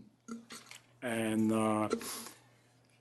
for my opinion, it's only like few blocks, like 3 blocks, will have one liquor store there. I think it's too many liquor store already. And if we have more liquor store and our sales value and is going down, and we are very difficult to do the business. Okay. Is anybody bulletproof? Are they all open stores? So I have a bulletproof, but it's an open service. People can walk in and grab their own bottles. What's bulletproof then? There was like back in the days, there was a bulletproof thing, but Oh, the divider's gone? Yes. Okay. So And now are there any of the other ones bulletproof you're aware of? No. Okay. And I'm the same area liquor store. I just say. you have to go to the microphone. Oh, okay. I just say that. What's your name and what store? My store is Ifanco. Ifanco. I think I'm not there. Ifanco. My name is Mini. My store is Ifanco. What's the address? 135 Division Street. 135 Division? Yes. Okay. Okay. I just come to here to say that there's too many liquor store. That's enough for us, I think. Okay. How did you find out about this? Did you get a letter? Oh, I don't, but we asked. Talk to each other? Yeah. Okay. All right, Mr. Levy, you're up.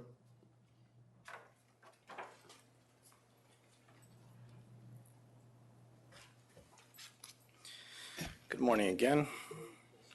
First, Chairman, I'm very impressed by how far you can throw a baseball. That is. I did. It was back in the day, maybe, you're right. It was a little, if you saw the avenue, you could cut it off. I'm just the hypotenuse. The application before you is for a new liquor and wine store, an off-premise store. The application that was referred to by the opposition, which was for Cubmare LLC, which was before this board about 9 months ago. The principal on that application was Jeremiah Stone, licensee with the authority who did have 2 places licensed at the time. He now has 3. Michelin-starred chef, very well known in the neighborhood, lives in the neighborhood. All of his restaurants are in the neighborhood. At the time, the vote was, Chairman voted to approve, Commissioner Ford voted to deny. Where was that store? That was, it actually. That was on Allen, right? It was in Orchard, AKA Allen Street address. Shares 2 of the 4 closest stores here. We submitted a tremendous amount of paperwork indicating specifically the residential growth in the neighborhood, 30 new development projects. I did not give you all that stuff again. I assume that you have it and you know. We touched on some of the development in the neighborhood, which has certainly had an uptick over the last 8 or 9 months. Jeremiah, as you've seen in my submission, you have received my submission, yes? Yes. Okay. So Jeremiah is actually going to be involved with this store. Shortly after that store was disapproved here at a full board hearing 8, 9 months ago, he began conversations with this group here. So Rohan, who's with me today, who's the sole principal on this application, is part of the development team of the Essex Crossing project. And he specifically and his group are handpicking all of the vendors for this project. They're curating it. If you don't know about this project, I've supplied a lot of press about it. It's going to be one of the biggest, if not the biggest, development and redevelopment projects in New York City for the coming years, and it's coming online already. And this next year is going to be an incredible boom for the project. How many residential units are expected, approximately? Over 1,000 as part of the project. So the site is going to be 9 buildings? 9 buildings, yep. 9 buildings in total. Part of this is moving the old Essex Market across Delancey into a new home, and part of this is going to be what they call the Market Line project. And the Market Line is going to have more than 100 vendors. We're not talking about international chains here. We're talking about homegrown operators.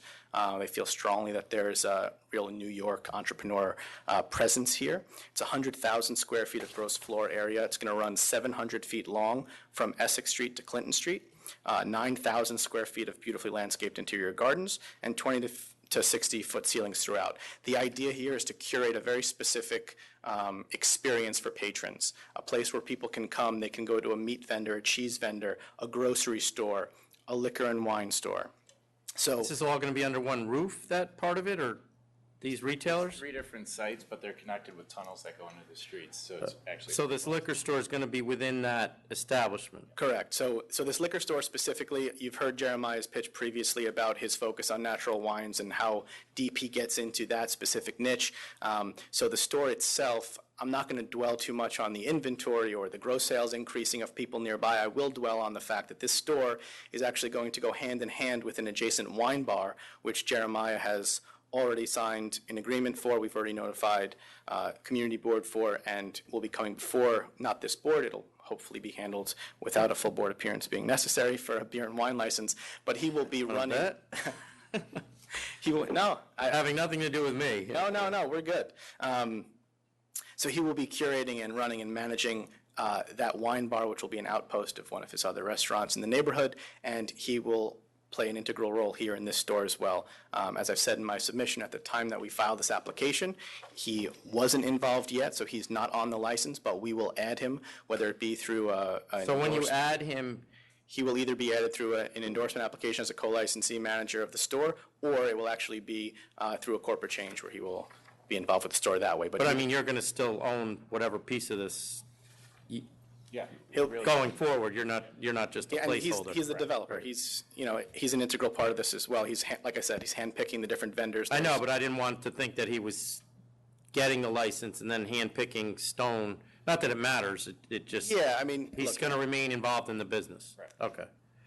And again, so this liquor store will go hand in hand with the on-premise component adjacent to it, which offers a unique experience to patrons, which no other of the stores in the neighborhood can boast, and very few throughout the city can boast. And it's going to be part of an even bigger picture beyond that of the whole Market Line focus, this really new, interesting market concept that really does serve the public convenience and advantage, again, in bringing patrons something that's super unique. And if you want to even get more global than that, This Essex Crossing project is going to be unbelievable and it's going to be transformative to this whole neighborhood. And for what it's worth, the developers have worked very closely, hand in hand with the community board, with residents, with people in the neighborhood. Everybody's excited for this project. Everybody's on board with this project.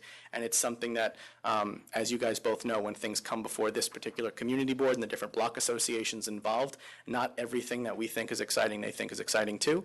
This is one of those things that everyone really does feel is exciting. So again, the nature of the store is going to be super unique. The inventory will be unique. The operator, you've both been on record already saying, is a great So just for choice. the unique inventory, you're talking natural wines and things that are going to be sold in the wine bar next door? Is that what the focus is? That's the idea. The idea is with the other store, they wanted to focus on having a store that sold at retail the things that they sold by the glass in the restaurant. Similarly here, they have an outpost of that restaurant wine bar adjacent to this store, so people can actually come in, have a drink, say, oh, I like that, let me go next door and buy a bottle, because the rationale last time was there's no other place to do that. And the restaurants are all within a couple blocks away, right? Correct, on Orchard Street.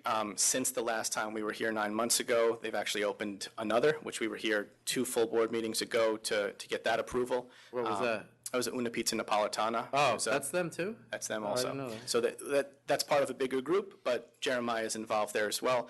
But again, they've laid pretty significant roots down in this neighborhood. Like I said, he lives there, 3 restaurants there. Really, the community is really taken to him. Like I said, this community board, these block associations, he's sort of the darling in a way. In addition to all the residential growth that we touched on 9 months ago, a lot has moved forward since that point. And one of the points made by the opposition last time was that they keep hearing about the Essex Crossing project, but nothing's happening. There are actually people living here now. That's what I wanted to ask you. You said by June of 2018. What's there now? Yeah, there are people. You wanted to comment about progress? So currently in the first phase of the project, we've completed 4 of the buildings. That's 570 of the 1,079 units we're going to have. These rentals or a co-op or condo, what are they? 55 are condos, the rest are rentals. So by the end of this year, we'll have 570 of the apartments lived in. And that's about the same time that this market will open, as well as the Essex Street Market, which... And your company is continuing to manage the stuff when it's done? Yeah. We're actually required under our docs with the city to maintain ownership for 10 years, so we're going to be here for at least 10 years. Okay. So the store would be in the basement and only accessible from inside? Correct. So, I mean, you get into the complex from street level. Right. But the entrance to the store is within the space only. Jackie, did we just remove Seward Park? Yes, we did. I don't But think only they've about opened block or so away, yet. They right? weren't that far away. Because we're moving them to Just give you an Ludlow? idea. I'd have to look that one up. I think we're moving them to Ludlow. The first 2, or I should say the first that didn't respond, the closest one, EL Partners, just to give you an idea, that entity's been licensed since March of 2017. However, the location's been licensed since 1998. And East Village removed to the Clinton Street address in 2014. So that's what's going on there. I don't know why they didn't respond, though, Yeah, I to don't gross know. sales. All right. So I have seen gross sales numbers go up. Again, if you look at the map of where these people are, a few are on the other side of Delancey, which is sort of a demarcation line of sorts. And again, with the size of this project, the amount of people that are going to be coming here, not only the over 1,000 residential units, but the 400,000 square feet of office space, as well as the tourists who will be in on a daily basis and the curation of this massive market. I think this serves the public convenience and advantage in a number of ways. Just from curating a very unique user experience here. And also, as I mentioned in my submission, I'm happy to state again on the record, with all the different retail outlets within the entirety of this project, the developer who is here has said that he thinks it's appropriate for just one liquor and wine store. So there's not a situation here where you're going to anticipate seeing 3 or 4 applications throughout the different sites. This is going to be the one, and it fits in nicely in the market line portion of this. Okay. All right. Question? Nope, I've had my questions answered. Go ahead. So are we voting again on this? Is that what's going on? Not again, for the first time. All right.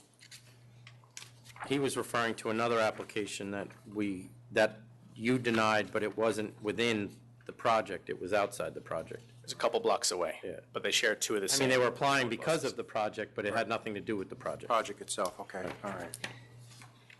So now he's moving actually closer to the epicenter of all the development. Did you have something to say? Go ahead.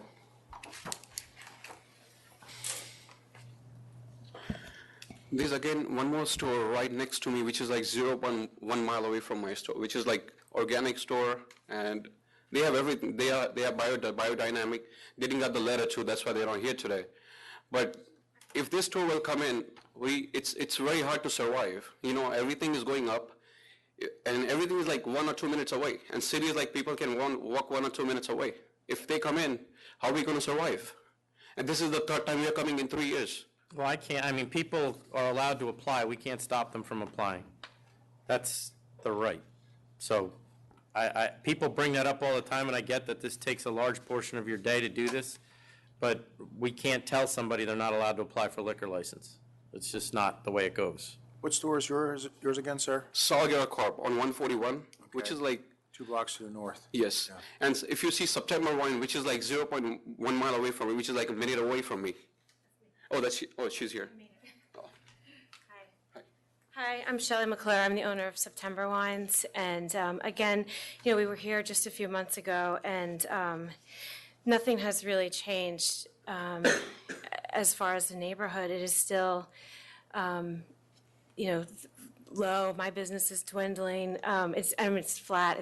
It hasn't grown since 2000. I don't know if we had emailed this, and I don't know if you had gotten all of the paperwork. Someone had said that you hadn't received it. It depends on when you emailed it. April 26th. Your September wines, you said? Yes. 6171. Yeah, your sales have pretty much been flat. Right, and it's because of, you know, the other stores that have opened in the neighborhood. It's a heavily saturated neighborhood with liquor stores. And we don't have any sales here for liquors on Allen or East Village, right? Didn't report anything. No. All right, do you have anything else to say, ma'am? Just the two stores, two stores have closed near the proposed location in the last couple of years, Seaward Park Wine Liquor and Jade Fountain, because the area couldn't support them. Well, Seward Park moved. Yes, they did. I believe they moved from Grand to. Right around the corner. Yeah, that's true. And what was the other one that shut? Jade Fountain. Where was that? I believe it was on Orchard. Okay. All right, thank you. Thank you. Go ahead. All right. You ready to vote, Chairman? Yes. All right. You know, it seems like a really good location and everything like that, and what you're trying to do, and it's a great new spot, but I still can't get past the point that, you know, there are, 1, 2, 3, 4, 5, 6 stores, like within 4 blocks, 2 blocks, 2 blocks, 2 blocks, 2 blocks. I don't see any of their sales doing super on top of all of that, so I'm going to vote to deny. I'm actually going to vote to approve. I voted to approve last time because I thought the applicant had unique experience, and 2, I thought because of this development, even though that store was not in the development, I thought that this development would certainly bring an increase in the economic activity in the area. Now that this store is actually part of this development, and based on the pictures or the I guess computer graphs you've shown, and that it's going to be inside this marketplace, I think there's even more of a public convenience and advantage, given the fact that it's the same individual that's going to be involved with the store, as well as all of the other market retailers that are going to be there that would all go hand in hand with this liquor store. So I think there is a public convenience and advantage. I realize there are a lot of stores nearby, but 1,000 residents within this area that would get the advantage of having that within their buildings, I think there was an advantage to that. But given that Commissioner Ford has voted to deny, we move on. It's denied. Thank you. All right. Next item is 1217, Odd Gene Inc. Mr. Gonzalez?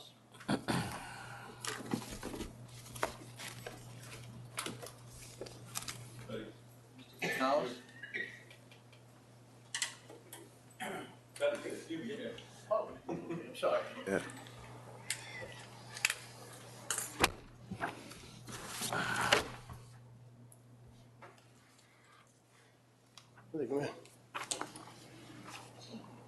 Good morning, Commissioner. Good morning. Are you the applicant? No. We have the applicant? The applicant is not here. Unfortunately, he's away on business. Well, there's significant issues with this application, so unfortunately, we can deny this, or I'll put it over for 1 week, or for one hearing. But I'm going to need to see him. Oh, who are you? I'm his brother. Are you on the license? I am not, I'm just his assistant. Yeah, well, he's going to need to be here.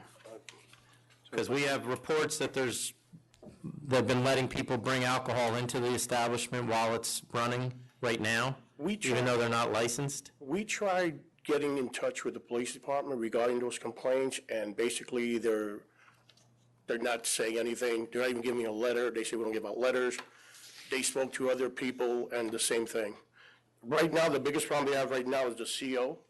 That has to be So they couldn't be operating anyway, so I would suggest that you get that cleared up, you go back and talk to the city, because the city has made a objection to this, and there's obviously a complaint about people drinking in the establishment. Would you be able to give me a copy of the documentation? That way I can contact You can the FOIL source? whatever we'll give you. I don't know through FOIL, but I can't might give it take to you long. here, because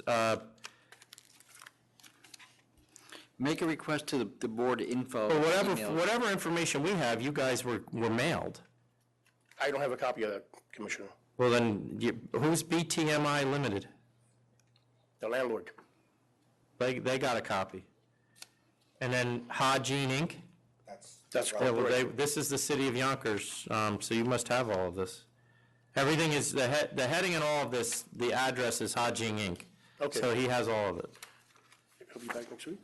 Yeah, but I mean, everything they're requesting, we Well, have. he has to be here next week. Can't say anything. I can give you the names, I mean, Sir, we were here 2 weeks ago when you asked for certain letters. We have one from Chris DeSantis, who was the complainant of the fire department, and we have one from the building department. well, they should then hand those up. And also, But it doesn't matter, because at the end of the day, I still need to talk to the owner of Why the don't, place. Chairman, if you're going to hold it over, why don't you hold on to it and send it to me timely this time, okay? It's part of the issue. All right, so 620, what is it, Tom? It's 627. And make sure he's here and bring those letters, and if they have no objection in those letters, I haven't read them yet, but if they have no objection, then we'll be fine, but I still need to know what was going on here. Okay, no problem, thank you. Next item is 1227, Z1 Diner and Lounge, Inc. Good morning, Commissioner, Mr. Chairman, ladies and gentlemen. I represent Z1 Diner and the licensee Hassan Osman. Can you put your name on the record? Robert Felicia. I understand this last time this case was on before this court, the court was notified that I am their trial lawyer, and I obtained a temporary restraining order on the underlying charges from the Department of Labor. I have a copy of the TRO here. I believe counsel... Well, that doesn't really affect our charges. Most respectfully, though, the charges that I did receive in reference to this commission, it is exactly the gravamen of the charges. The charges state that there's a failure to comply to a particular order of the Department of Labor, and the TRO provision that I can hand up to the court is exactly that Department of Labor order to comply. You can hand it up, but that doesn't have any bearing on our violations. These violations could be dismissed. We can still sustain the charges, which is what happened here. So the evisceration of the lower charges, this court... You got a TRO. You didn't get the evisceration of the charges. No, the TRO is a temporary restraining order, as I'm sure you're aware. Yes. So that's temporary. We're gonna figure this out now. Sustain charge 1, 2, 3, 4, and 5 I believe the court, Because of their history, which is apparently good, I'll go 6,500. sir, if I may. You can hand that up and we'll put it in the file. Yeah, here's the TRO.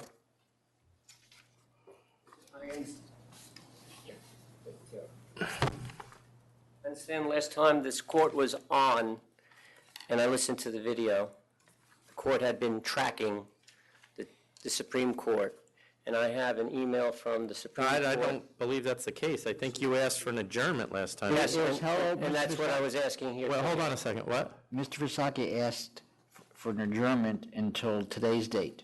To show us the TRO. Right. Yeah, but And then he contacted me a couple days ago, said he wasn't going to be here, he was going to be out of town today, so he wanted an adjournment, which was denied. You can just read the, I mean, it doesn't, as far as I'm concerned, unless counsel disagrees with me, it does not affect us sustaining these charges. And so we're going to sustain the charges. If I may put in the file that the Supreme Court had adjourned this case. Sure. It was being adjudicated to July 18th. May I approach? Yes. Thanks.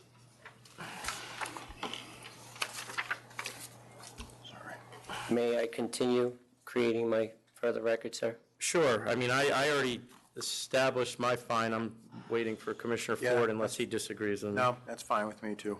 So you can say whatever you need to say. Thank you, Judge. I'm not a judge. Mr. Chairman. Much less than a judge. Go ahead. I am reading actually from the notice to cancel or revoke Sure. was sent to the licensee. You're getting nothing. And it says that the 4 charges, 1, 2, 3, and 4, all had to do with whether or not the licensee had failed to comply with order number, which is from the Department of Labor, 1500842. And in fact, the temporary restraining order, in fact, temporarily eviscerates those charges in which this case is presently pending. How does it eviscerate it? If the TRO freezes The TRO basically froze it until there's further litigation. Correct. That's not eviscerate. Eviscerate means it disappears. That didn't disappear, it stopped. The gravamen of the charges on which this court is viewing is the exact same charges. But that's, your use of the word eviscerate is improper and incorrect. That's not what a TRO does. A TRO stops at a point in time.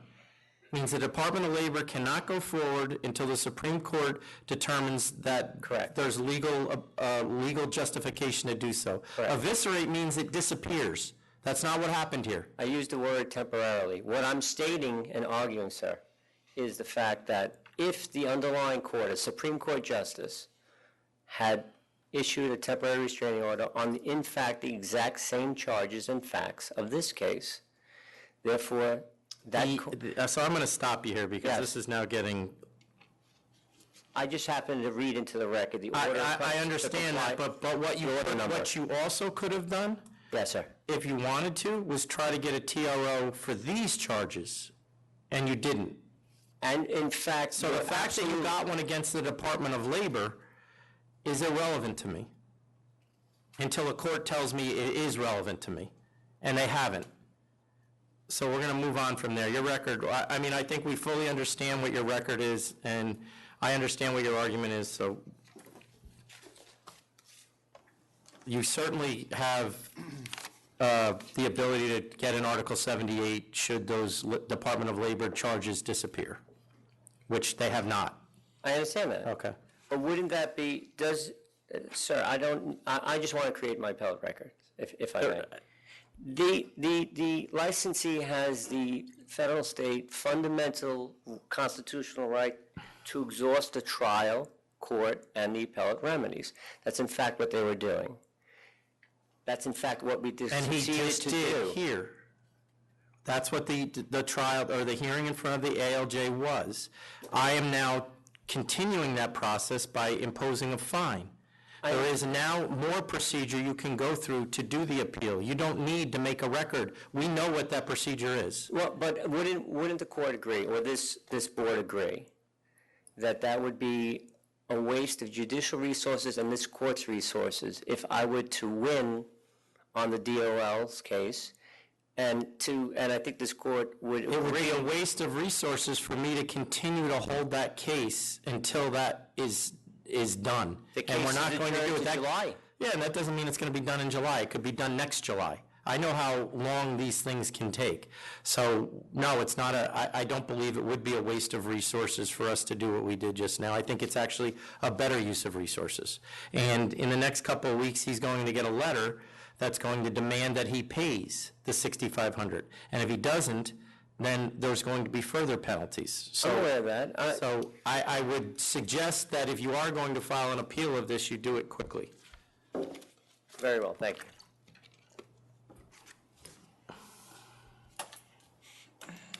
Next item, 1129, SLJ Bar LLC. Whoops, sorry. Bigger things than that. How's your daughter? Recovering nicely, thank you. Good afternoon, Frank Palillo, here with Chris Reeder from SLJ. There's an offer in compromise before you today. I'll accept.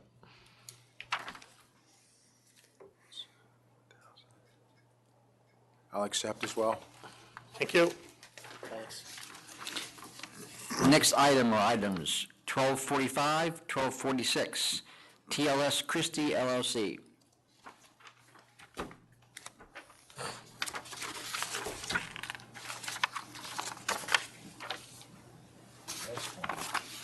Good morning. This is an offer of compromise to resolve the charges before you. I'll accept. Well, you got the trifecta there, DJ, corporate changes, and a manager. I'll accept Corporate as well. change has been filed, just so we're clear, and the alteration, we're waiting for the 30-day period to run, so that can be filed as well. Next item is... Well, your problems just started then, because then you got to go to the community board, don't you? I love the community board. Next item is 1240, Eros Management and Realty LLC and HCS Hospitality, Inc. This is also an offer of compromise to resolve the charges.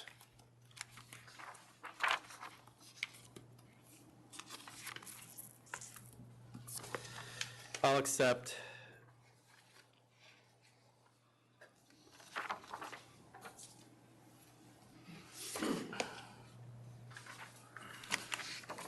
I'll accept. Hold on 1 second, though. Sure. Almost.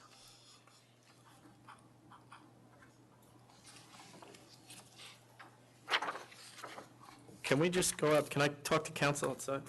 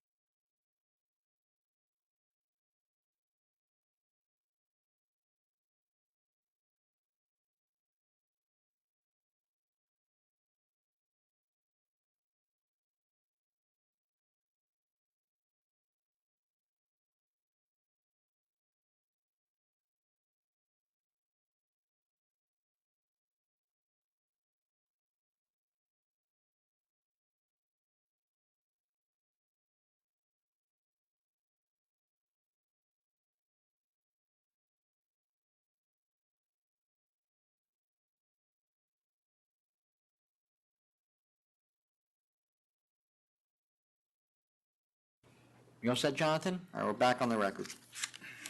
So I'm going to accept this, but can you explain to me what deal this licensee entered into with this management company? Because I'm not following why they would do it. Which there were several Well, parts just to the this. deal that the restaurant group, 35 Restaurant Group was entitled to 50% of all banquet room rent and 100% of all beverage fees and charges related to all events in the banquet room. Right, I didn't handle So the licensee doesn't get anything except 50% of the rent. That was their deal that they made. Again, I'm not the transactional attorney. There was one entity that was in here before that actually filed the application to get on the license. Then what happened was, during that process, they were there under a management agreement, but they were filing to get their own license there. Then that deal fell through. That application was withdrawn.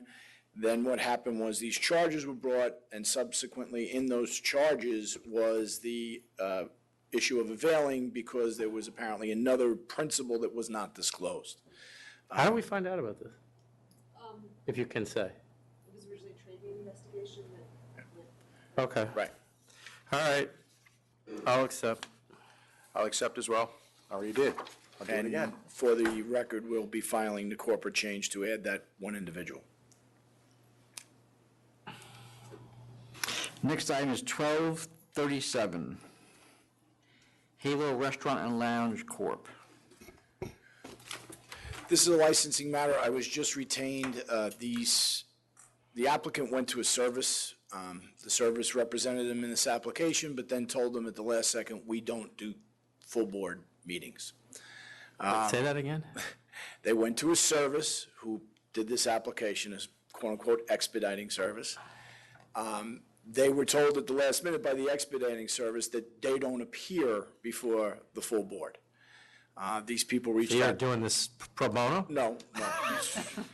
Let's get that straight. No, hypocrisy only goes so far. Yeah. They contacted me. I told them that I would represent them, but I needed to review the file. I believe there's an issue of whether or not there is community board opposition here, so I'm just asking this be put over to the next meeting. Sure. Police department's adamantly opposed. Yeah, you so- got a lot of problems here. Right, that's what I have to find out why. You sure I you want just- to put it over? All right. Yeah, I want to put it over just so I can advise them. 2 weeks They enough? may withdraw it. 2 weeks enough Yeah, time? 2 weeks should be fine. No, I mean, I think it can be straightened out. It's just there is some problems.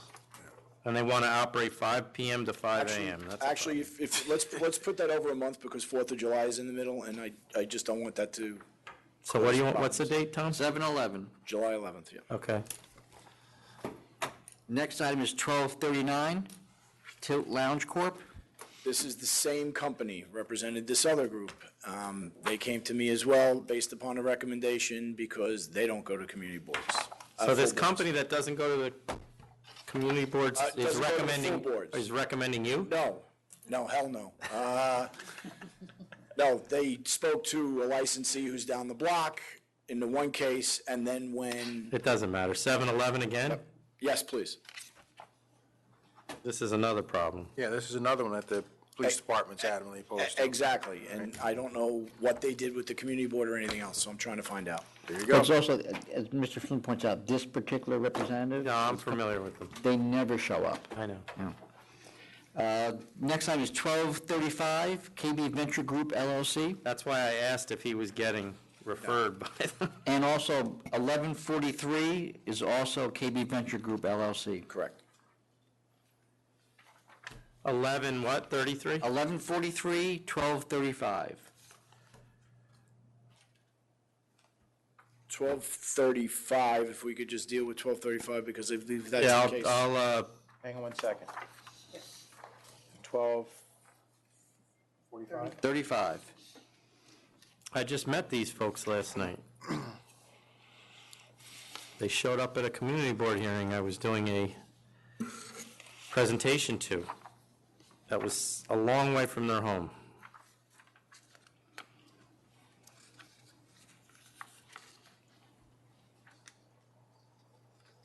Why, and I'm not suggesting we should, I just am looking for insight, why didn't they charge lack of supervision here, rather than the extension of premises?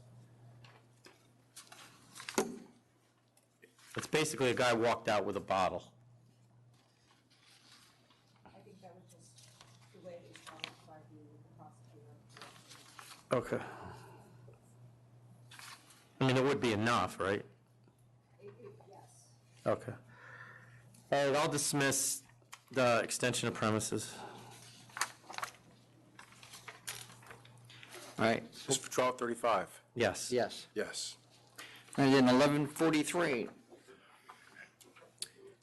1143 you have marked as a default, which I'm slightly confused, because a month ago I was here on the original KB Ventures matter where you decided to uphold the cancellation on a reconsideration request. I decided to what? The board upheld the Yes, cancellation right, yep. on a reconsideration request. Right. At that time, was pointed out by Council Riano that there had been a default. We had spoken to Mr. Rizzuti, who was handling KB. There is apparently one other case that may be out there.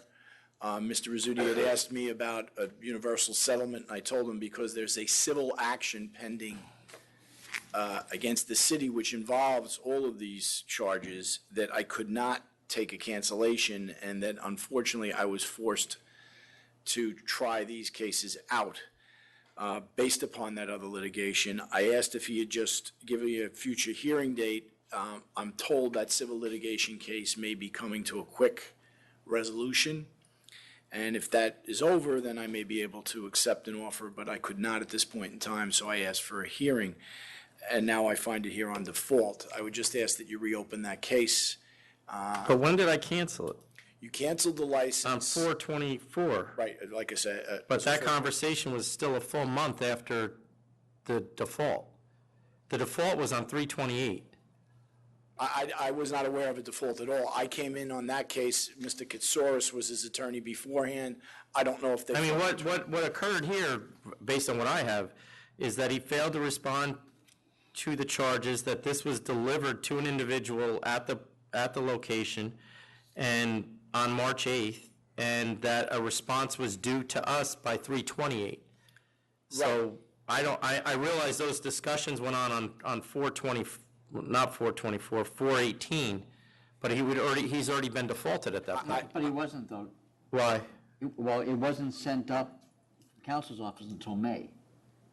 I mean, if you were to look into compliance, it'd be shown as a pending case. No, I realize that our computer didn't default him, but he had already blown out the return date. Doesn't matter when we do it. Right? Say, if someone had looked at in the file, though, it would not be showing as a default at that point. So Chris didn't know when he looked. I'm not following. Do you understand what he's saying? Just because we looked in the computer, there was a return date that they had blown out. It wasn't even close. We were 2 weeks beyond the return date. To simplify this, if they missed that return date, which is what the authority's position is, I'm not going to dispute that at this point. All I'm asking for is that you reopen the case and let me try and defend it. And if I don't defend it, well, I mean, that's the point, is that we didn't get a response, and I don't have a justification to reopen it. well, here's the justification I can give you. At all times before this, Mr. Katsouris appeared for them, took care of the case, took care of every case that they had, and then since that point in time, I've been taking care of all the cases that they have, and this appears to fall in that small window of where Mr. Katsouris stopped their representation and where I started for the 4/24 meeting. So it's not as if this person hasn't shown up and tried to defend all of their charges. They have. You've seen it. They've gone to great lengths to do that. In all honesty, because of the civil litigation, I can't just let this go. If you reopen it, I can at least defend it. If you don't reopen it, then I'm going to have to go to court again to try and get the court to reopen it because of the civil litigation. What's the other case he has? And has that been responded to? Yes. Yes. Disorderly, not disorderly. It's the focal. Right. That also failed to return on. The mail, so that, and is the date, The return date on that one was. so he defaulted on that too? No, there's one I have where it was definitely replied to. I have it in my office on that other case because I took over. And do we have a response? Now I see no. We do have a response on that one. Yeah. All right, I'll reopen this one. Send it back to counsel's office. Thank you very much. I'm sorry for the confusion. Have a very nice day. You too. You're welcome. Next item, 1161, El Centro Latino Corp.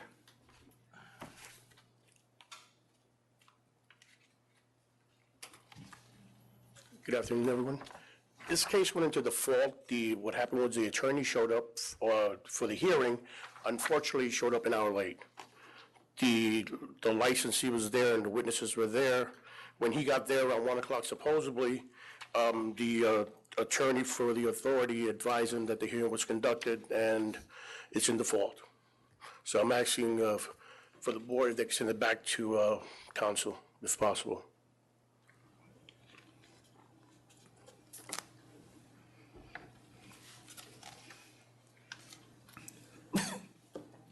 I think he also... Are you William Lazarga? No.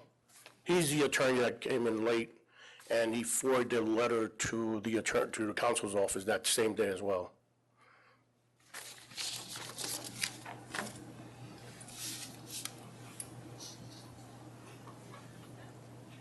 Well, no, I mean, the hearing was scheduled for May 1st at 11. On May 1st, the matter was adjourned on the record until May 22nd. Right, he showed up To late. resolve the matter. Right, to resolve it, and he got there late. On the 22nd. Yes. That was our third time scheduling the hearing. Yeah, that, we're not, no.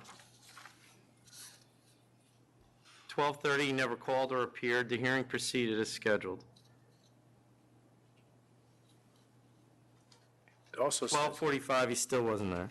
Yeah, no, that was enough time. Would you accept the civil penalty then? Yeah. Would you take $10,000? No. How much? 10,000? Yes, that's what I had, 10,000. what does it says? It's 75 for the first case and 2,500 for the second case. We had originally wanted to work out a global settlement. Okay. I see the notes in there. I could put over the May 1st hearing date to the 22nd hearing date. We never heard from Mr. Lizaraga. Okay. So we were going to conduct this hearing, but that other. Well, what was your global settlement? 15,000. There's a note in there for 15. Okay, I'll take 10 on this and 5 on the next one. So you might as well work that out, too. Which is the next case? The one? I don't know, she's got it. I can't do it now, I'm just telling you that there's Okay. another Is one. that the noise? No problem. Alex, So for yeah. this one, it's $10,000. Yes. Yes. Yep. All right. Okay, thank you. All right, the next items, 1220, 1221, 1222, The Hills Restaurant and Bar, Inc. I had just seen Mr. Alnwick there a second ago.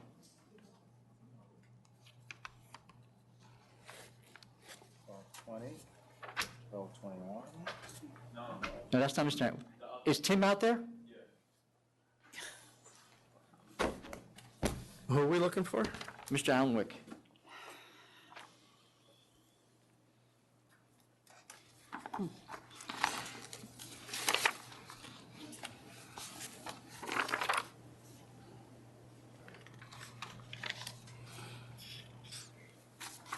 Timothy Allen for the licensee. So we have 12, 20, 21, and 22. I really wanted my client to appear, and I haven't been able to reach her. I think when I appeared last time, I didn't calendar it, and I thought maybe it was sent back to counsel's office. That was totally my fault. So I got an email yesterday from Mr. Donahue, and I've been trying to reach her since, and I can't get in touch with her. She just overnighted a check last Friday that was accepted after a cancellation order went out. She closed the neighboring business, the Hills Lounge. She offered cancellation on that. That was accepted. Well, let's deal with 220 first, 1220 first. It's a default.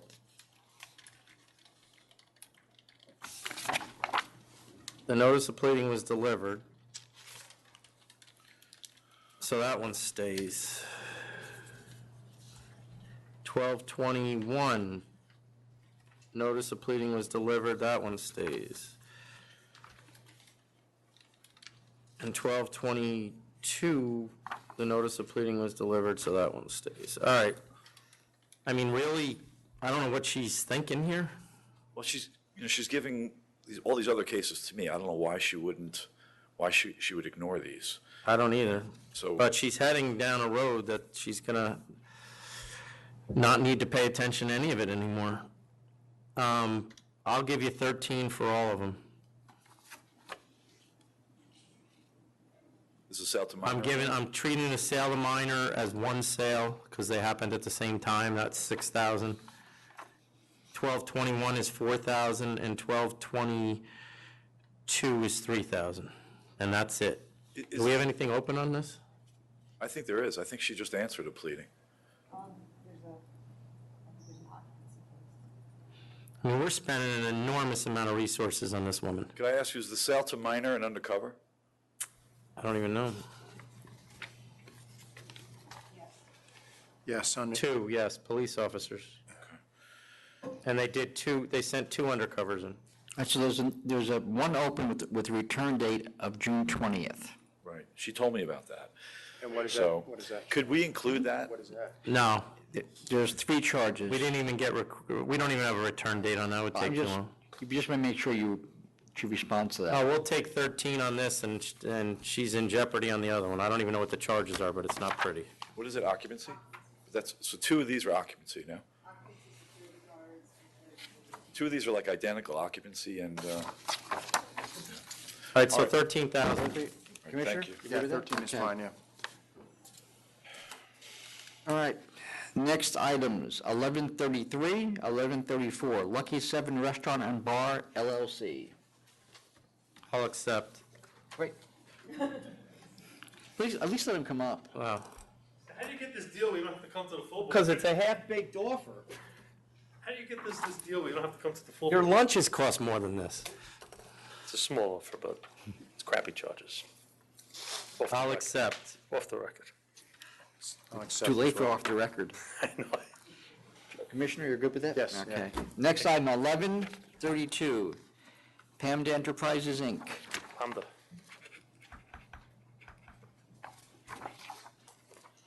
OC. I want to accept this since it was so long ago. Nothing I'll new. accept it too, and it looks like we just let this die on the vine here? or- No, I know, I got an idea what happened. I'll accept. That was a good case. Or should have been. On which side of the podium, sir? Next case, 1128. It was worth triple what you paid, let's put it that way. Next case is 1128, and then 1130 and 31, it's Vita Enterprises, Inc. So that's 2 matters. 1128 and what? 1128, and then 1130 and Okay. 31. Lakeman Street. Slowly I turn.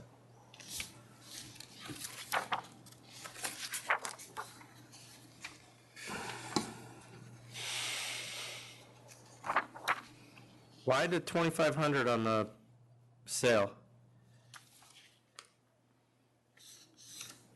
I thought that was a good number. I know The you. prosecutor didn't treat the prior violation as a prior. No, but even then, it should be 3,000. Right? It was a 20-year-old, right? Yeah, the standard for the first sale is 3,000 with no history. Here, there's a history, and he's going down to 2,500. I'll accept, but I thought we were going global on this thing to really get rid of it at this point. Everything. I'll accept both of them. 25. Accept. Thank you. Have a good 2 weeks, guys. You too. Last item I have signed in is 1218, Villa Semita, Inc.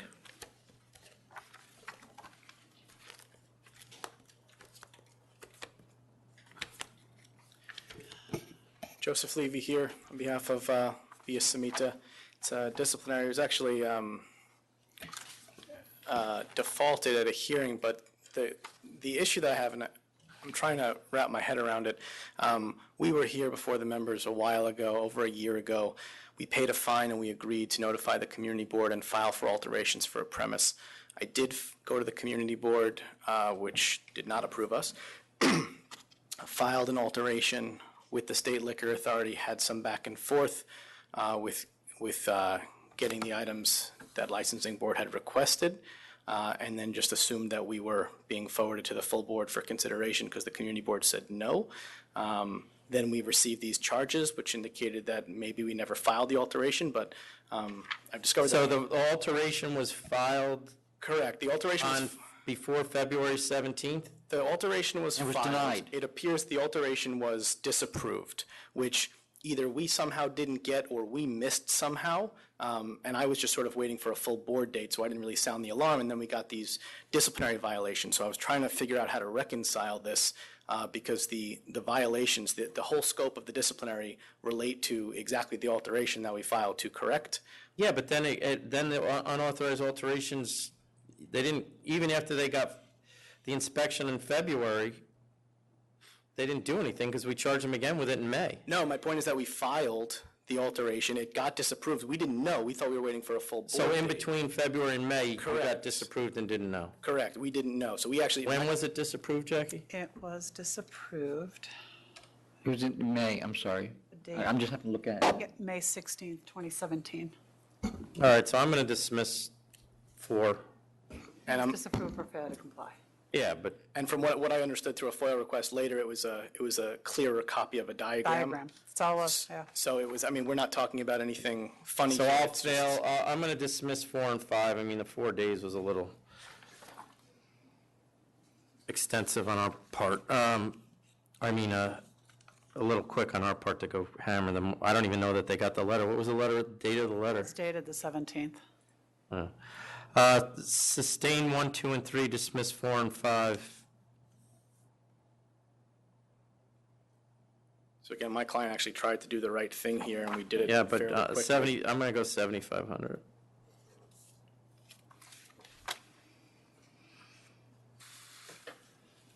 Because that had been, those alterations had been going on since July of 2016, so. Yep, I Okay. 7,500. Thank you. I don't have anything else signed in, Chairman. Let's go then. Okay, 11:35, Accept. Accept. 11:37 and 38, Accept. Accept. 11:39, Accept. Accept. 11:40, Accept. 1140, accept, letter warning. 11:41, Accept. Accept. 11:42, Accept. Accept. 11:45. Accept. 6,000, accept. 11:46, 6,000, accept. Accept. 11:48, Cancel and bond. Cancel bond. 11:49, Cancel and bond, the place is shut. 1149. Yeah. Should be 3,000. The place is closed though from what, Sales minor. Well, there's a new owner. If they're open, you'll hear from them. No, there's a new owner. And he has no idea where the previous owner is, so we're not gonna get that 3,000, so cancel and bond. I don't even know if we'll get the bond, will we? Yeah. Yeah.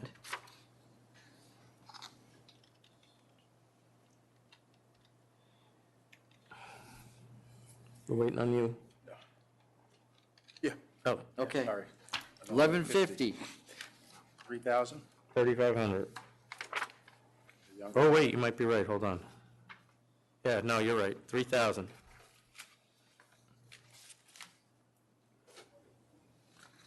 $11.51. Cancel and bond. Cancel and bond. $11.52. Cancel and bond. Just cancel. Or combined. Cancel. All square away there, Commissioner? Yep. Okay, 11:53. 3,000. 3,000. 11:54. Cancel for the record.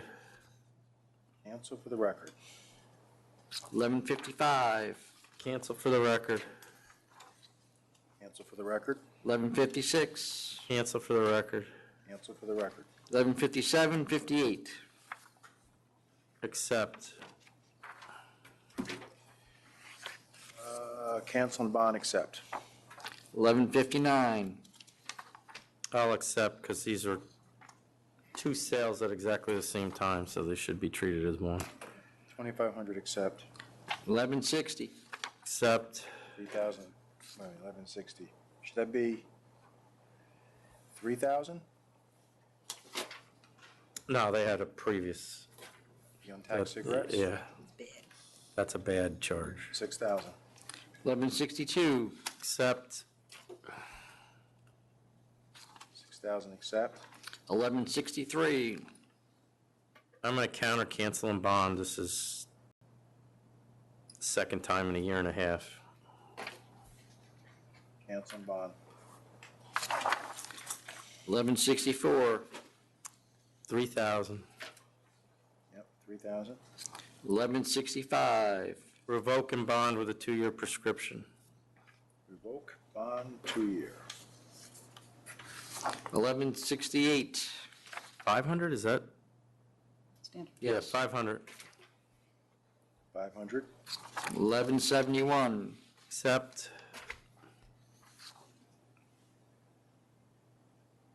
6,500, accept. 1172, Accept. 1,000, accept. 1173, Accept. 1,000, accept. 1174, Accept. 1,000, accept. 1177,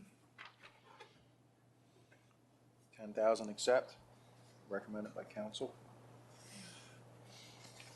Why would we do this if we already revoked? because they didn't, it's being revoked because they didn't pay the other one. So my guess is if they have the money, they'll be coming in to take care of both. Okay, 10,000, accept. 1179, Accept. 79, 10,500, accept. 1180, This is cancel and bond. He sold a second time while his license for cigarettes was expensive. Suspended.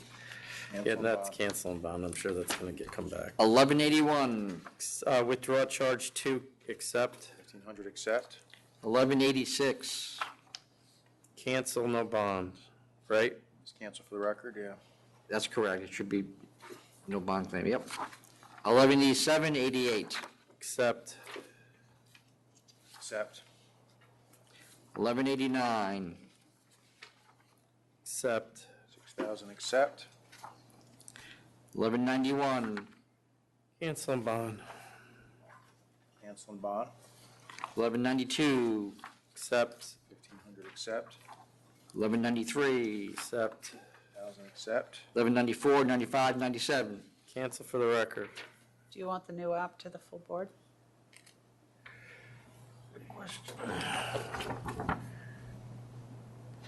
Yes, please. There is a new app? Oh, it's a transfer, I yes. thought the transfer still was new. Okay. Got it. You good with that, Commissioner? Yes, yes. Okay, 1196, 1,000, accept. Accept.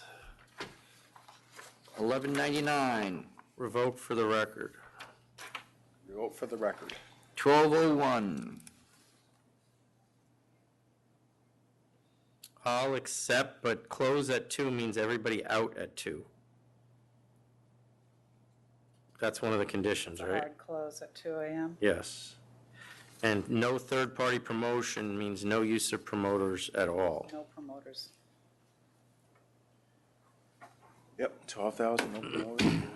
12,002, I guess you guys are okay with me renewing it then. Yes. Counter at 8,000. Counter at 8,000, sales. Because of their other stuff. Counter 8. 12,003, 8,000. 1,000. 12,004, Accept. Letter of warning, accept. 12,005, Accept. 6,000, accept. 12,006, Accept. 1,000, accept. 12,007, Accept. 2,500, accept. 12,008, This guy wants installments. We don't do installments. Well, we'll take 4,500. So I'll accept the 4,500, but no installments. Yes, Is that- yes, sorry. 12,009, 3,000. 1,000. 12,010, 7,500. 7,500. 12,011, Accept. Accept. 1212, Accept. 4,000, accept. 1213, there anything in what you have that indicates they had notice on 329?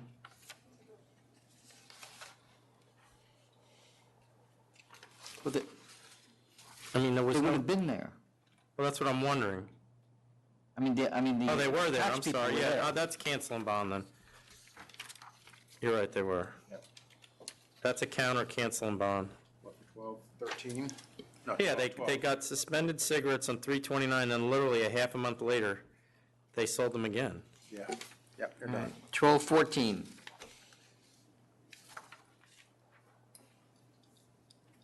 Oh, wait, go back to that. 1213. We wrote, this was written wrong.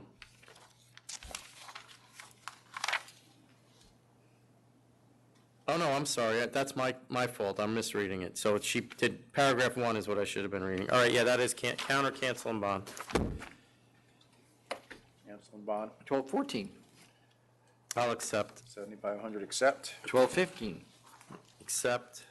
8,000 accept, 1229 was withdrawn. 1232.